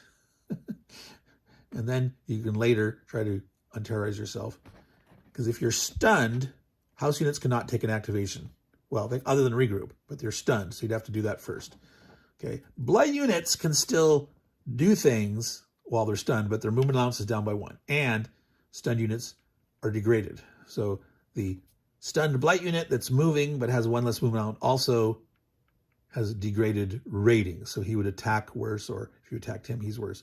The house unit, until he unstuns himself, his ratings are down. So you don't want to sit around stunned. But basically, the house unit is going to have no choice. Their next action is going to be to regroup and remove the stun. The Blight units don't really do that. I believe they remove them in the night phase. They remove all stuns. We talk about terror. Terror is nasty because it degrades all your by 1, including your bravery, which is what you have to, and your movement allowance is 1, but you have to roll the bravery test to break out. So that is the general gist of the what you do in regroup. Now, we were talking about special abilities. Here are mercenary units. Heroes only show up from a random event. There's a random event that makes 1 hero show up, a random event that makes a hero leave. The weird thing about heroes is all houses get to move him. He moves and he moves, and every time a house takes an action, they can move the hero. And he also gets to ignore stunned and terrorized. And he gets to re-roll a brave. He's a hero. He's relentless and fearless. And he's also going to be running all over the place. Each house gets to activate him. So where you want to try to send him, you got to remember that if you don't do something with him now, someone else is going to do something with him, which can be good. Like, we got to try to chase down a unit that's going to try to get off the board. It's a good way this guy could be moving a far distance if everyone agrees, like, hey, move him to over there. And then they move him, and then he jumps on somebody. But someone might have a different idea. Well, no, I want to go over here and I want to try to get this treasure with him, because if you're controlling him in your turn and you get a treasure, your house would get it. But let's say you win in there, but you couldn't quite. You damaged the tortoise, and the next person might kill it off and get the treasure. So, yeah. These other guys here, Wagner Corps, Argonian Berserkers, and Death Riders. Wagner Corps you can find as part of a treasure. They can be a hostage that you can rescue under the tortoises. And they're a ranged unit, and they get to do a reroll. If they don't like their missile roll, they can reroll it once. Argonian Berserkers and Death Riders, these guys, all these guys here can be hired for gold. I'm surprised it wasn't listed on here what the cost is. I can't remember if it's like 3, 4, 5 or 3, 5, 6 or something. I can remember some, maybe more like 8 gold for a Death Rider. I'll find that at some point. But they're expensive. It takes a lot of gold. But that's one of the things you can do with your gold. Or you can save it, because each gold is worth like 3 honor points. So, but potentially these units could do more for you. If they can help kill off some big dudes, you can potentially score more honor with them, but maybe you want to save your gold. Don't know. All right, now next we're going to look at the night turns. What happens in the night turns? We had mentioned quite a long time ago. This is obviously going to be a very, very long video. Way up there on the turn track, which you probably can't see very well here. Every third turn is a night turn, 3, 6, 9, and 12, with 12 being special, extra special. So let's look at what happens in the night turn. So let's zoom back out just a little bit. So it's a mix of things that the house and the blight do. There's no full activations during this period, but you collect resources first. This is where the advantage of controlling towns is. Each town is worth a die 6 of food and or supplies per area. If you control multiple towns, each one you control, you can roll a die 6 for. Now, it doesn't say it here, but when you're rolling your die 6 for your town resources, if you roll a 6, you also get 1 gold. So there's a 1/6 chance per town you get a gold. Otherwise, you get 1 die 6 food or supplies. Now, we haven't talked about camps. Camps are something that you can do as part of the entrench step here in the night. You can create entrenchments and camps. Camps are worth 3 food or supplies each. It's kind of like an investment. It takes 3 supplies to build an entrenchment, and it takes 3 more to change an entrenchment into a camp, or you can build a camp straight up for 6. But you can get food or supplies back. It's going to pay for itself. If you do it the first or the second night, you will have paid for yourself or have a net bonus that you've spent resources and you're going to collect more. On that turn 9, you might still build a camp because it also has a defensive value. And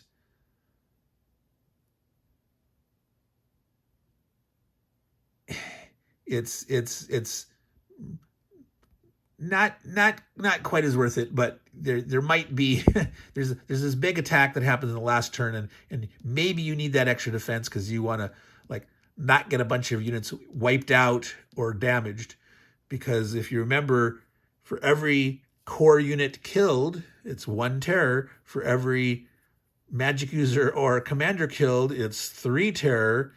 And there's honor on the hoof that if you have undamaged core units at the end, they're worth honor points. So getting the defensive of an entrenchment is worth 2 defense, 2 points. So, we talked about the defensive plus in melee combat. It adds 2 for an entrenchment, 3 for a camp. So a camp's better. You can't stack them. You can have 1 encampment in a square, 1 entrenchment, or a camp, not both. Not 1 of each, not 2 of 1, but 1. And you can't put them in bog, ford, or bridge, right? So those spaces on the board that only allow 1 unit, you can't put an entrenchment or a camp in it. You can't build there. But anywhere else, you could build these entrenchments or camps. So you might want to build an entrenchment or like a choke point where the guys are coming across. You might put on this side, so as these guys are going to funnel down here and come and attack, you might sit there and be able to say, I'm going to have a good defense. Now, personally, if you can afford it, go ahead and get the camp because of those supplies. And those supplies, they pay for themselves. Supplies are worth 1 honor each, but you can collect food. So potentially you can collect 3 food, which is going to be worth 6 glory points. And you spent 6 resources to build it. So 1 turn, it nets out that sort of payback in honor points. Now, if you don't have the supplies, you don't have the supplies, and you can't build it, period. But so it shows how important these resources are. This is you can get resources by rescuing things from the tortoises, the night dens, right? Some of these are valuables that you can get points. There's also the foraging of your harassers, and that's why harassers is important. I'll tell you, take one, at least one, if not two. Not all houses have two. And in a 5-player game, it might be tough to take two and only have 3 other core units. But you're going to need supplies and food. We haven't even talked about the food part yet, which is coming, the hunger step. Okay, so this was the collecting resources step. And notice that, you collect here, entrenchments up here. So you're not going to get your collection from the camp that you build until the next nighttime. The hunger step. Each unit that a house has, including any mercenaries he currently has, including their commanders and magic users, you need 1 food point. Now, so what? How does a magic user or commander eat as much as a whole army unit? Well, they've got a retinue, right? They've got dudes with them. They're not really alone all by themselves. It represents the character and their guard and whatnot. So each commander, each magic user, each military unit going to cost you 1 food. You do not have to feed them all. You may elect to feed less than max, but there's a penalty. Now, those units that you don't feed, okay, this may sound a little weird, but you roll a die 6, okay, and subtract it from the unfed units. So if you didn't feed 1 dude and you subtract die 6, you're going to get a 0. However, it doesn't say it here, but it clarifies the rules that if you equal, if the die roll equals, you still have 1 hungry guy. But if you subtract and it goes negative, you don't have any hungry units. So if you had, for example, 2 unfed units and you rolled a 3, 4, 5, or 6, you rolled more than the greater of unfed units, and no one would be hungry. They're enough. They had enough pocket rations or whatever, some supplies that they had with them. They're going on adrenaline. But if you rolled a 1 or 2 in that case, if you had 2 unfed units and you rolled a 1 or a 2, you would still have 1 hungry dude. Okay. If you had 4 unfed units and you rolled a 1, you would have 3 unfed units. Unfed units do not get to get a free 1 area night march, and they lose their next activation. The next time you get an activation, you unhungry. Now, there are no hungry markers. I think they say that you can use those because there's those 5 spare cubes for each house that you can use for marking your mercenaries that you have. You can use them to mark the control of towns that you have. You can use them to mark your hungry units. And so you're going to lose your 1 space night march. You're going to also lose your entire next activation.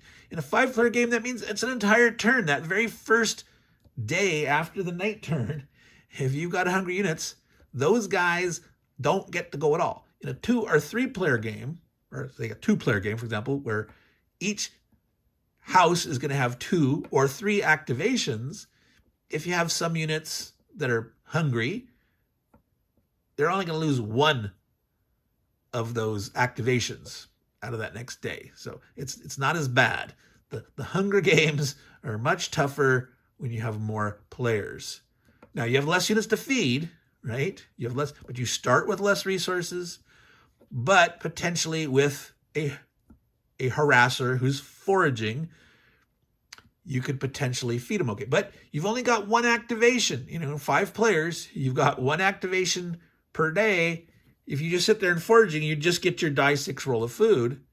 And so if you only had 1, dude, it's like tough. Whereas with a 2-player game, if you've got a house with 2 harassers, you could elect to say, I'm going to, each have them do a foraging or 2, the first activation or 2, and then let him scout or scout first, and then you have much more flexibility. You're feeding more units, but it's also less painful if you have units go hungry. So that's, again, one of the differences in the number of players you play with. It makes it for very interesting variety in this game. How many players you play is going to change the nature and the characteristic of the game in interesting ways.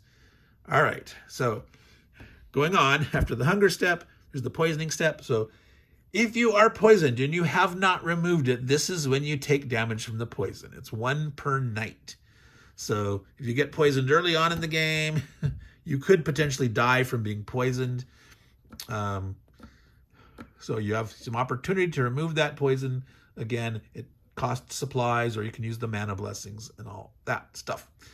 All right, so that we talked about the entrenchment step, where you can build those. You could build more than one. You got to have a unit in the space, but you could build an entrenchment here and a camp over there or something if you have enough supplies to pay for it. All right, recovery step. So all stunned guys remove their markers. So this includes the blight. So if you haven't removed your stun by doing a regroup earlier, like if you were stunned in the last portion of the last day before the night turn, and you haven't had a chance to have another activation, you're going to get it off for free during the nighttime. And this is the only way that the blight guys remove something. There might be a random event that said, I can't remember, that will remove all terror or stun. Because I'm not 100% certain about that. I might have been thinking of something else, but terror units still have to roll the bravery test. So every activation where you regroup, you can try to get rid of your terrorized, and you get this free attempt at night. This is also when you can rebuild and eliminate a unit for 6. So it costs 6 here. Those levies you can rebuild for 3 at the commander if the commander regroups. This doesn't take a regroup. It's during the nighttime, right? So you're recovering stragglers, etc. But that's 6 supplies. You gotta decide, is it worth bringing it back? And, bringing back a full strength Ironman, probably, but maybe not. You'll have to decide. Then there is the night march up for the house. If you're any of your units, now technically this is a free-for-all. It just says, hey, all the house units, they can move 1 area. Okay, if you're not hungry, you can move 1. Technically, that means you could move in and capture an undefended treasure. And who goes first? It doesn't say. I don't think it said. So you might have to argue and say, no, I want to move there first. No, me. And you might have to do that dual thing if you can't agree. And then also, if stacking limits, like I want to move there, but no, there's some who are like, again, 1 in the bog, 1 in the ford, 1 in the bridge. So then finally, it's the blight gets to do some stuff. It's not big, but it's still a chance. So any blight units that have missile get to shoot with upgraded die. So there is a chance that you might want to, first thing you pay attention to here is in this night march step is, am I next to or within range of a blight unit with range combat? Maybe I better move out of range if I can. Okay, that's a consideration there. All right. Then the only melee is by ambushers. Okay, they get to attack during the night. Now, we didn't talk about the other special abilities, which we should do at some point, but I'm going to quickly do the ambusher. And that's his surprise attack ability.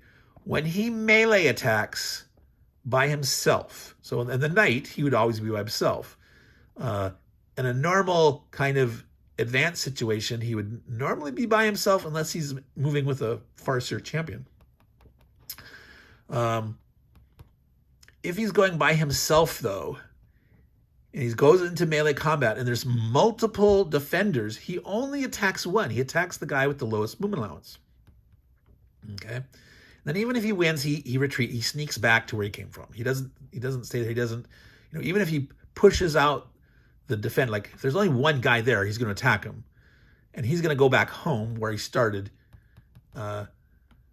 but this allows him to potentially sneak in, attack one guy, and so there might be 3 guys in the square, but he's only fighting against one of them. So he might be able to sneak in, get some hits, even though there's a whole stack of dudes. So that surprise attack for the ambusher is kind of interesting. So this is true anytime they attack normally, but that nighttime effect there is where they get a special chance. All ambushers have a chance if they're next to somebody. They can do that sneak attack. All right. So finishing up here the nighttime. Yep, that's it. So that's a normal night phase. They will have removed stuns up here on them. They could potentially, it's not often that the Blight get terrorized, but they can. There are some magic spells or special abilities that the good guys, the house characters, can end up putting terror on the Blight. So they would roll that in the normal recovery step. But once this is done, then the night turns over. The exception is on the last turn, game turn 12, you do the normal missile attack. All the missile guys get to shoot. Then this vengeance assault, the terror beasts, the fetid knight, the Farsi champions get to advance. And if they're fresh, in other words, that means if they're not damaged in any way, shape, or form, they get to use a die 20 for melee combat. Otherwise, they're just upgraded, right? So that means let's see, most of these guys, like die 10, die 12, that does not include the minions. It's just the Terror Beasts, Fetid Knights, and the Farser champions that get the activation. What's the weakest? Those are, I don't know. Some of them are die 8s, I think. But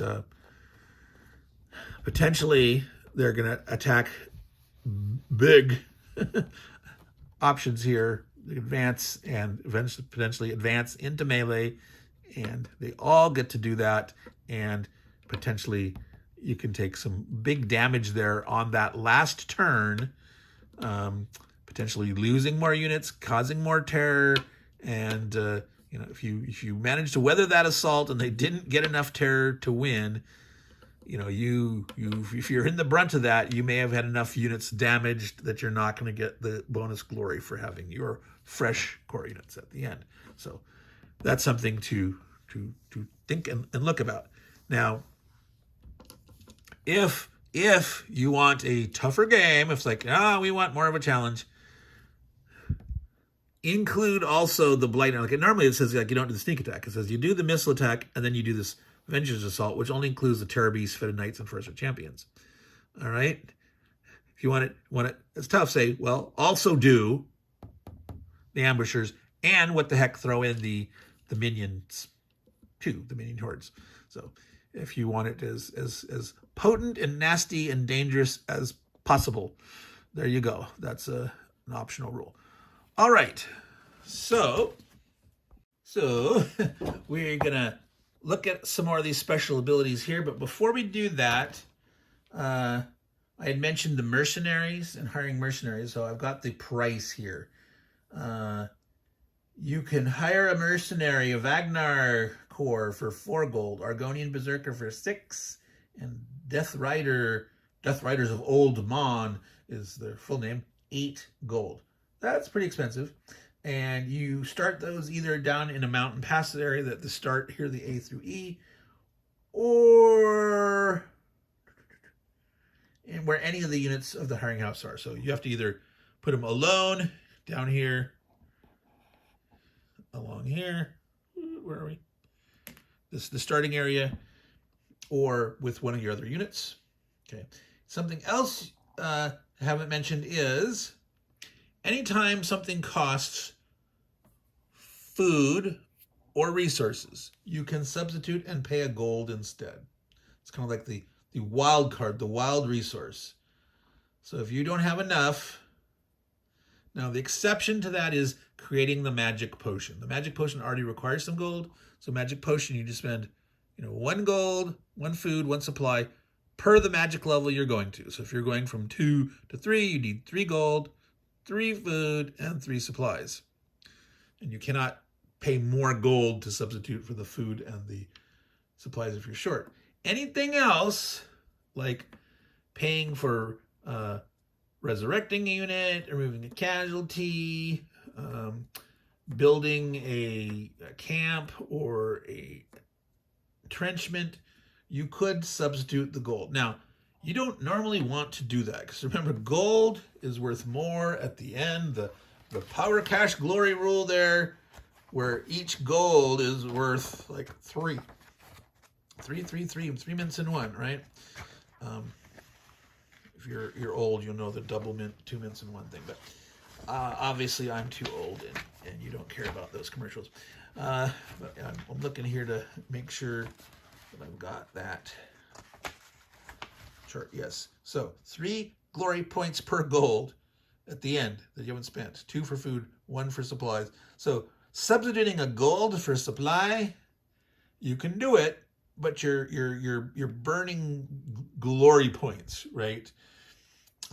There might be necessity that you need to do it, but you got to think carefully about that because you're not getting a good deal out of that, right? All right.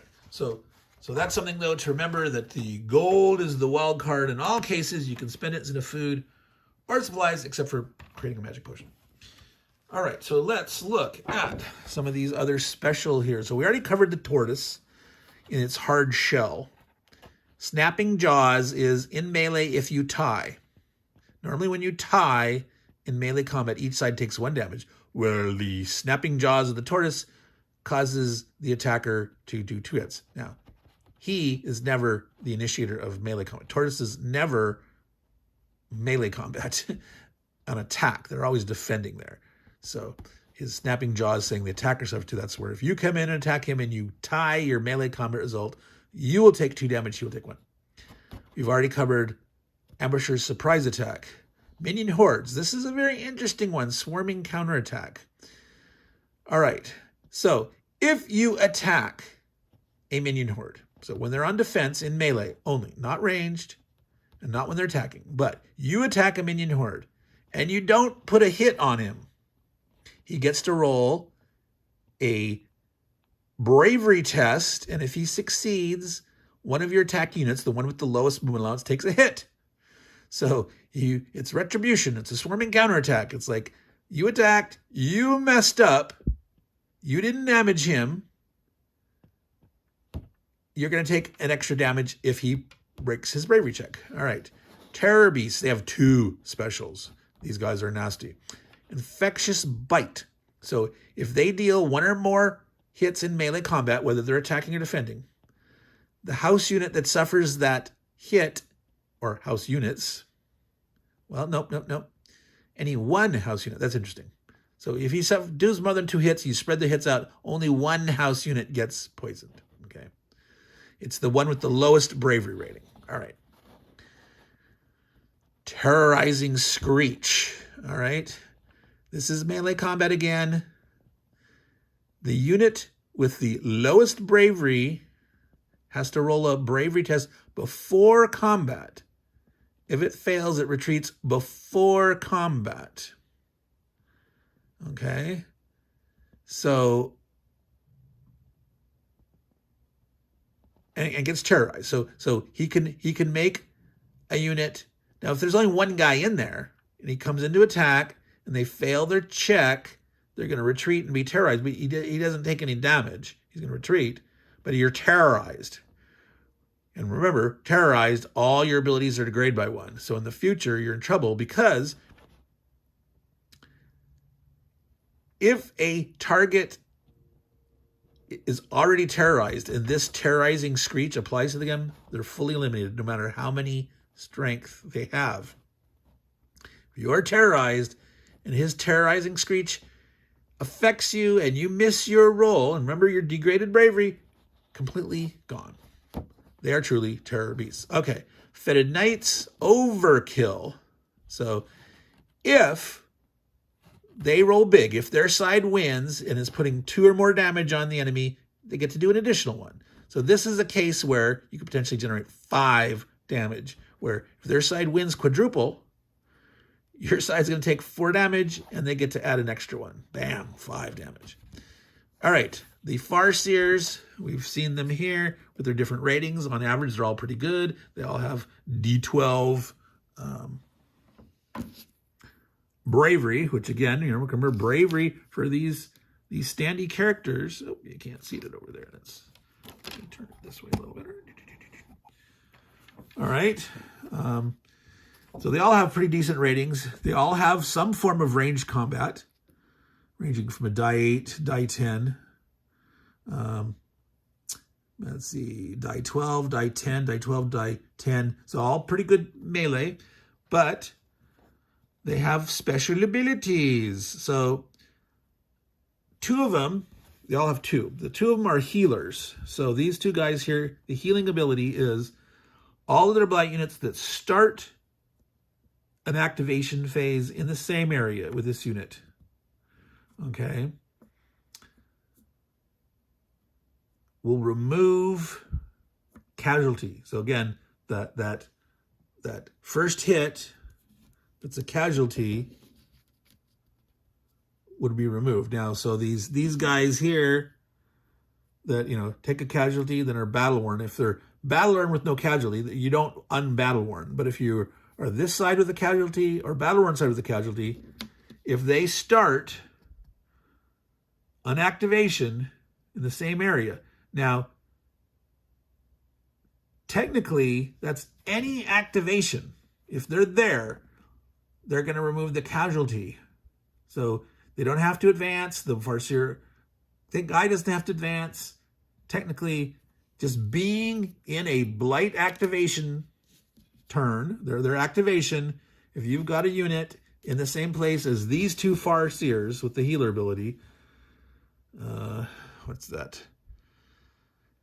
Xeres and Tor, they will heal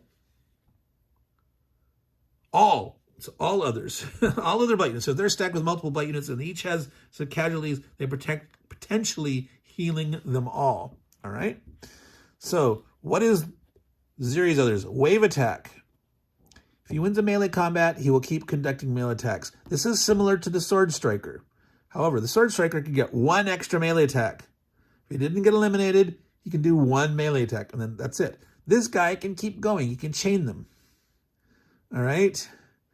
So if he's he does a melee combat, and he's alive, you look on the Blight movement arrow, okay?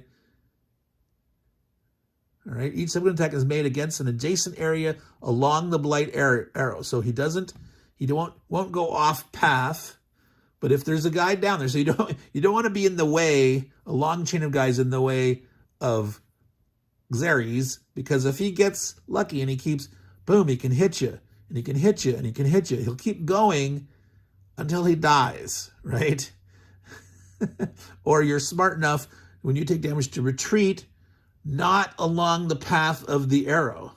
Now, if you want to kill him, you could keep retreating in front of him. It's like, attack me again, attack me again. You're hoping to roll well enough to get hits on him. He'll keep attacking until he loses. So if he loses once and takes a hit, he'll stop. All right. Not until he's dead, but until he loses a battle. If he won the battle, he'll keep trying again. All right. Tor, what's his special? Fear. So all house units in the quote-unquote same area or adjacent to this unit have their bravery rating reduced by die 6. Now, obviously, house units can only be in the same area during melee. So during melee, their bravery units would be reduced to a die 6. Wow, that sounds nasty, right? You could have your commander or your magic user that has maybe a really high bravery, but if you're going up against this guy, you're going to roll a die 6. A die 6. If you already have a die 6, you will automatically fail. Normally a die 6 being degraded goes down to die 3, which normally you can't succeed with a die 3. You can't make your bravery test unless you go ahead and drink some liquid courage. You spend a food to upgrade it back up. But in this case, you reduce your bravery to a die 6, and if you're already at a die 6, you're going to fail, which means you cannot liquid courage that. Imagine if this guy is next to someone who generates terror. How nasty is that? Oh boy. All right. So if he's near Terror Beast, this guy gets teamed up with a Terror Beast. Oh boy. All right. Medusa has 2 specials. Tentacles. Any enemy units retreats out of the area takes an additional hit. Any enemy unit that retreats out of the same area. What this means is, if you get into melee with Medusa, let's say you go in with 3 guys, and you roll equal hits, or they succeed by 1, and you're retreating out. All 3 guys are retreating out. Those other units are taking a hit. All right?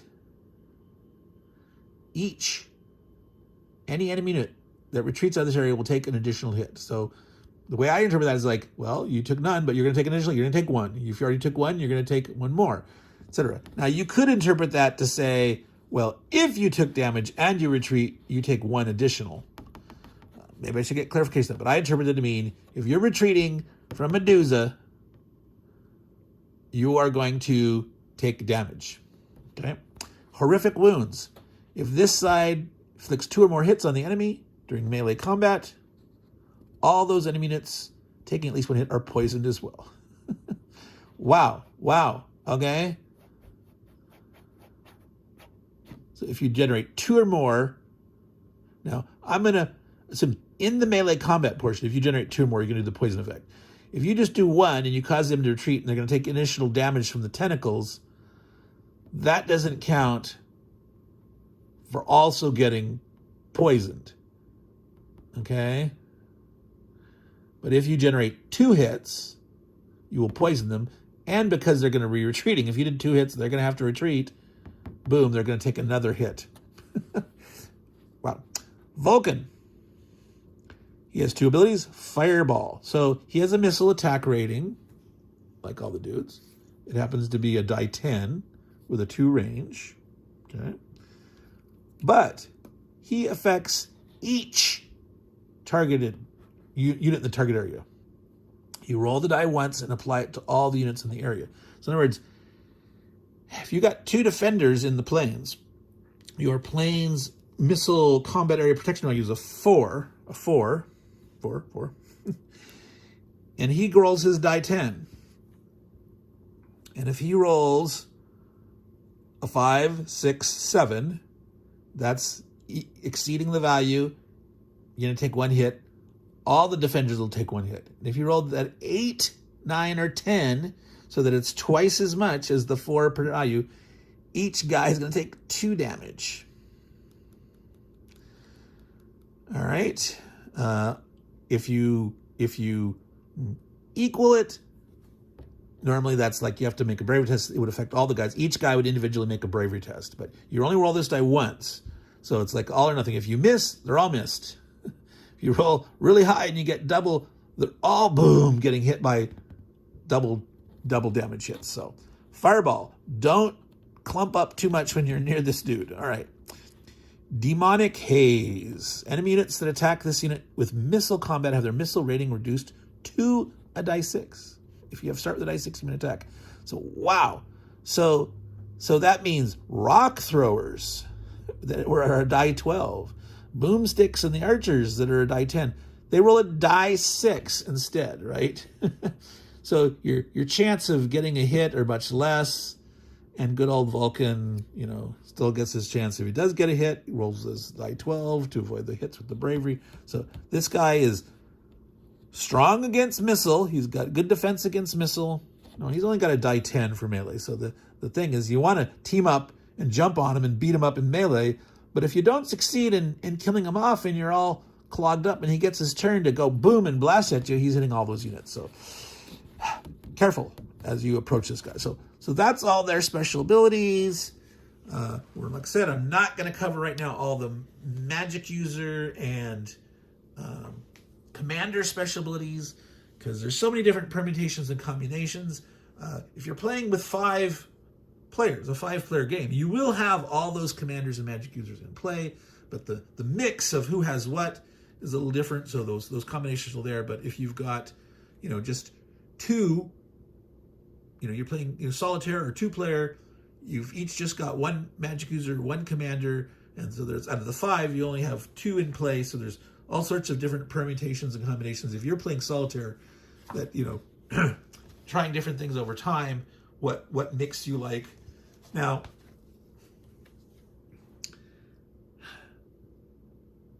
again, the cooperative, semi-cooperative nature of this game, and what you want to do in terms of, like, if you have beginner players, again, you might let them choose which commander or magic user they want. But for some players, it might be too much analysis paralysis. Like, oh my God, there's too much here to figure out, right?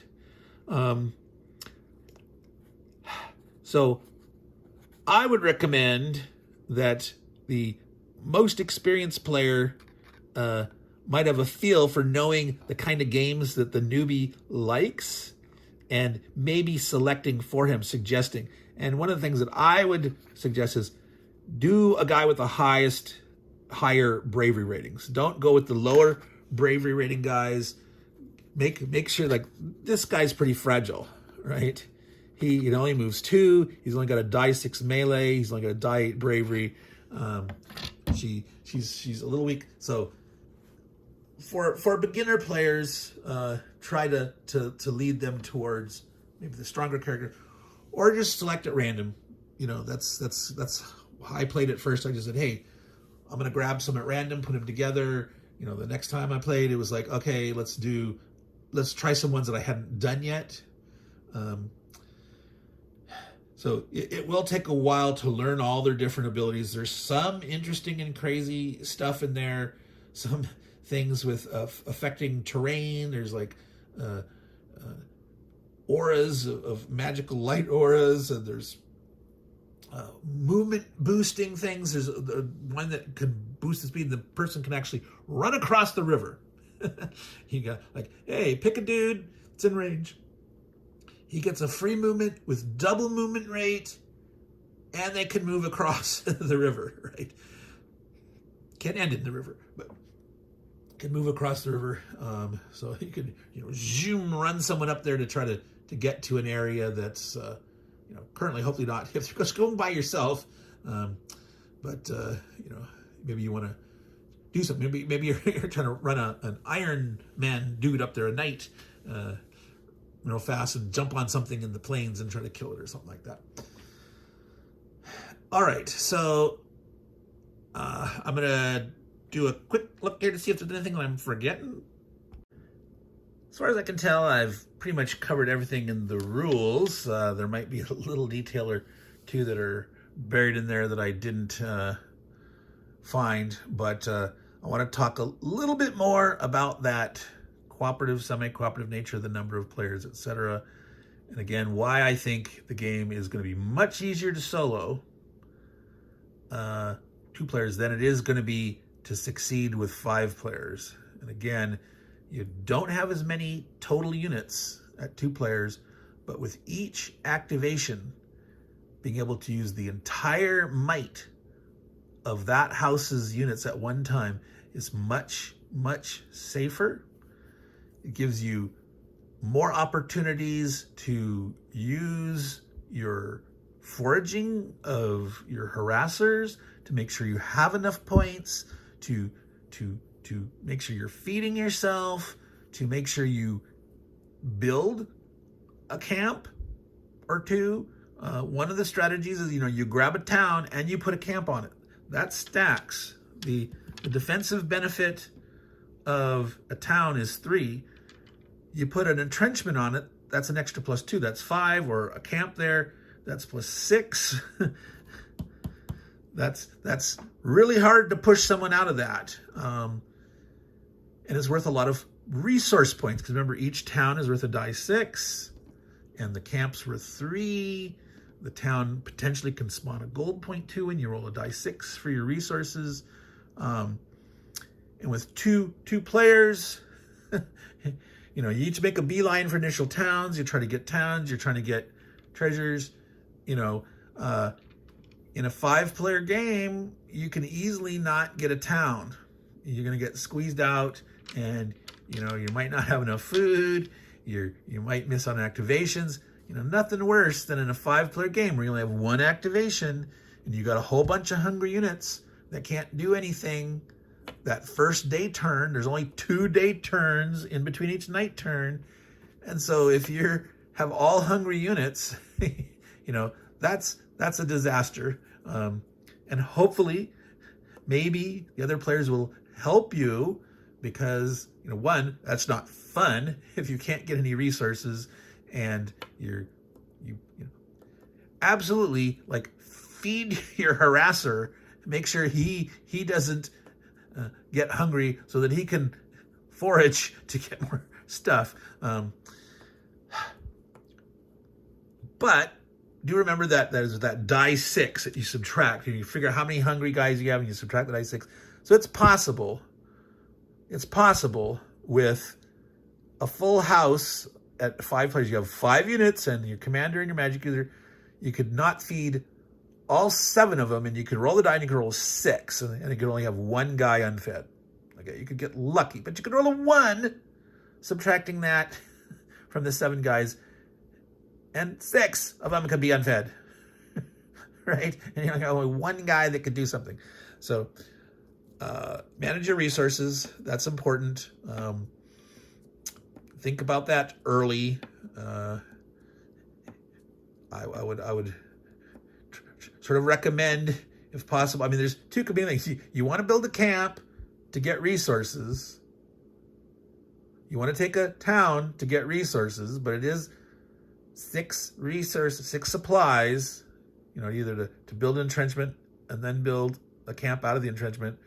It's far better to, if you can, to spend 6 resources that first night to build a camp. So if you can get a town, that's kind of critical. So that's something to think about. And again, the 5 players are going to have to be much more cooperative. Now, in between 3 and 4, it's a little more hybrid. Again, the 3 and the 4 have the most units net total when you multiply out the number of players times the unit they start with. So overall, the board is a little stronger units at 3 or 4 players. But again, at 4 players, 4 of them are only going to have, or of the 4, 3 are going to get 1 activation, and only 1 will have 2 activations, right? 5 players, all 5 have only 1. At 3 players, there's the total weirdness of each get a minimum of 1, but there's 2 wild cards, and that could be the same player that gets both. So there's a lot of contention there to cause potentially wanting to come to blows over not agreeing of who gets the wild card activations. If you're not sharing them enough, it could come to blows, and you have to roll those die 12 to resolve dispute resolution method, and you could actually be taking damage, which could be, imagine if you lost your commander because you keep arguing and fighting the duels. Now, there's one thing I want to say about that catastrophic loss, that if 1 player loses all of their core units, not counting mercenaries, and their commander magic user, it's not just them out of the game, everyone loses. Do not allow a player to suicide. If they're saying, I want my way, or I'm going to kill myself, I'm going to go and attack at terrible odds and kill myself. If a player insists on doing that, don't play with them anymore. Don't be that guy or gal, right? Don't hold people, the whole team hostage that I'm going to slit my wrists if I don't get, do not do that. Okay. There is nothing in the mechanisms that can't prevent someone from playing purposefully really lousy and killing his units off, getting them in situations where you know they're going to get wiped out. And if they do that, then just, ban them. or you could collectively say, like, okay, we're just going to ignore that. We're not going to call that a catastrophic loss. Bye. And, we'll play on from there. But just don't be the person that tries that tactic, that holds people hostage to the threat of you're going to commit suicide. Just don't do it. All right.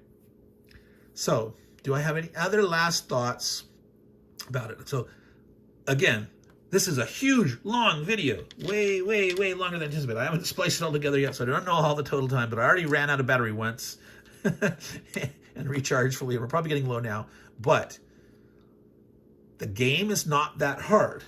It is a long rule book here at, 50 something pages. I got it. 52 pages. It's 53, 54 including the back cover. But the rules are relatively well written. Like I said, there's a few minor things here where the position of where the rule is in proximity, like retreats are way back there, or some stuff. It's like I had questions like, well, if I just read the rule more carefully in the detailed rule, it was very obvious what the answer was. And again, there's some decent cross-referencing. See this section, see that. There's just a few places where it'd be nice to say, oh, here's the overview, here's like the sequence of play, but oh, by the way, the more detailed rule for this is on this page and this is on that page. So that's something I'm going to go through on mine. I've in 2 or 3 places I penned in, like for example here, night game turns. I say see page 40 to 42 because there are some details in the rules that it's important to mention, like the well, how do you actually collect these resources, and what do you roll? The fact, oh, there's a if you roll a 6 in collecting your town resources, you get a gold and things like that. So you may want to notate those a little bit.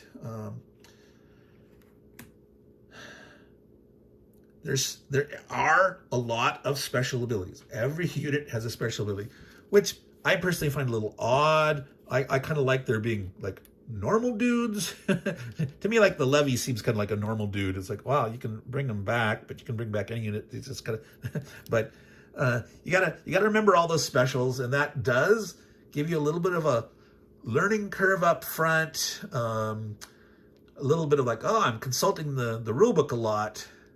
Well, again, optimally, you can only remember about 7 new things at a time. You'll learn your special abilities of your own units really quick, and your magic user dude.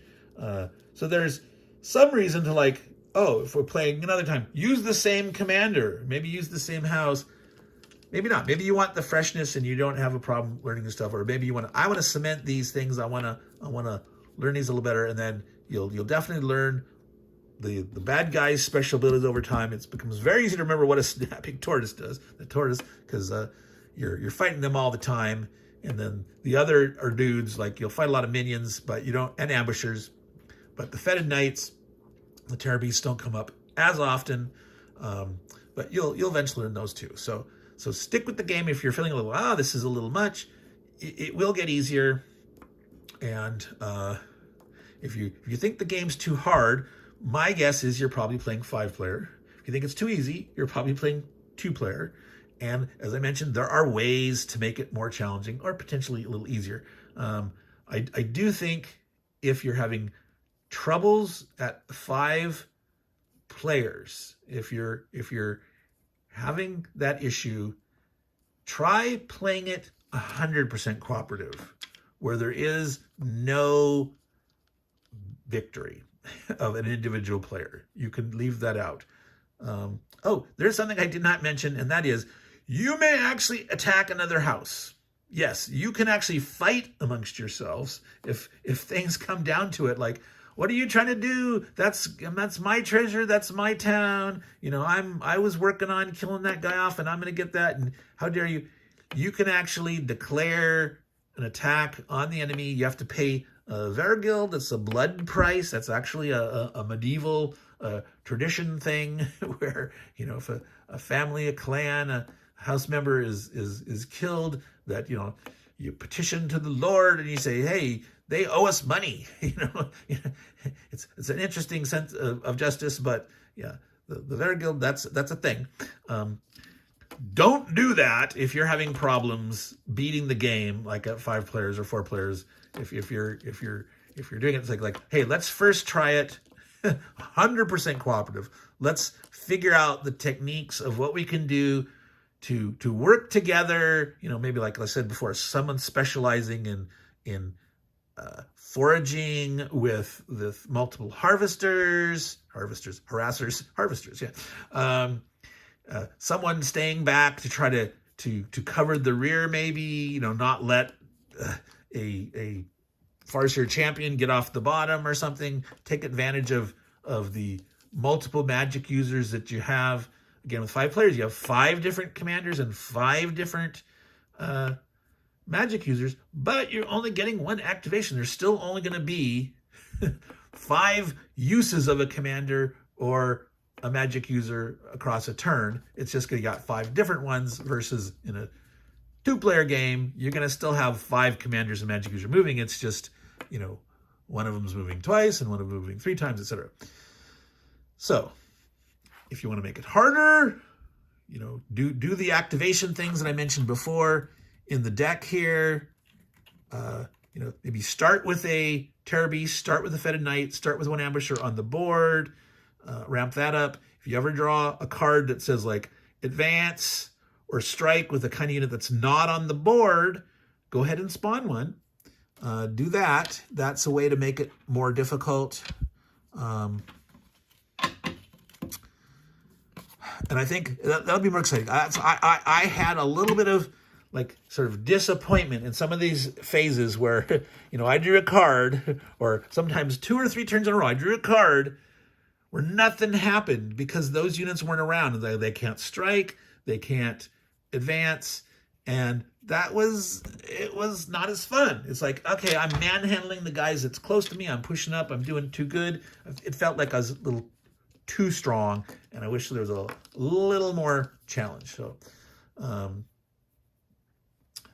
there's also, like, you could stack this deck, would be another way to do this. You could, for example, you could take all the spawns and maybe like randomly pick half of them, and take, you know, the other cards and take half of, then mix those together to make the first half of the deck, where you know at least half of the spawns are in the first half of the deck. And then you could take the remaining spawns, take the remaining cards, and divvy up some way, and then we put those in the middle so that all the spawns are weighted towards the first half, or the middle third, the first third, the middle third, or whatever. And then, you know, once you get through the deck once and you just shuffle everything, you just go with that. But you could stack it towards spawns up front if you wanted to. That's another way to make it more exciting. Get a lot of spawns early on. All sorts of things you could do with that. You could house rules and do things like that. So, and again, that's not initially a weakness of the game. And again, it's like, this is a tough game, I think, for the designers to balance across 2, 3, 4, 5 players. You know, there is enough difference in how it's going to play that you know, and there's enough randomness that things go really bad, really good, and that's, you know, fun. That's part of the chaos. I know Herman Lutman likes, you know, chaos, the fog of war, the friction war happening, but yeah, sometimes there just wasn't enough activity. And so that's my suggestion for spicing things up a little bit. So I think that is my thoughts for the Struggle for Zorn, the Red Blight, a very detailed how to play. A lot of the the strategies and tactics behind it. Now, I'm by no means an expert. I've only played one full game once, and I played like 3 partial games trying different things. And, you know, that's you know, the test of time might prove some of my thoughts that he is wrong, but in general, I'm pretty good at looking at tactics and how to utilize capabilities and stuff. And easily there could be some things that I could miss, and especially in the realm of the magic users and the commanders, there might be some combos and some tactics that are really potent that one could learn that, you know, wow, those combos together, you know, could be devastating. So anyway, let's call it there, folks. Meandering Mike, Man Cave of Madness. I hope you enjoyed this playthrough. If any of you are actually here at the end, go ahead and make a comment and said, I made it to the end. You guys get bonus points. You get viewer glory, subscriber glory. If you're a subscriber, you're a viewer. Go ahead and, you know, comment and like and make sure you subscribe and all that good stuff. It definitely helps out the channel. I'm getting close to reaching 700 subscribers, and I'm gonna do my first giveaway for the year once I surpass 700 subscribers. So hopefully that'll be soon, or by the time you see this, I might actually already be there. But anyway, take care, ciao, and make sure you don't let the Red Blight bite.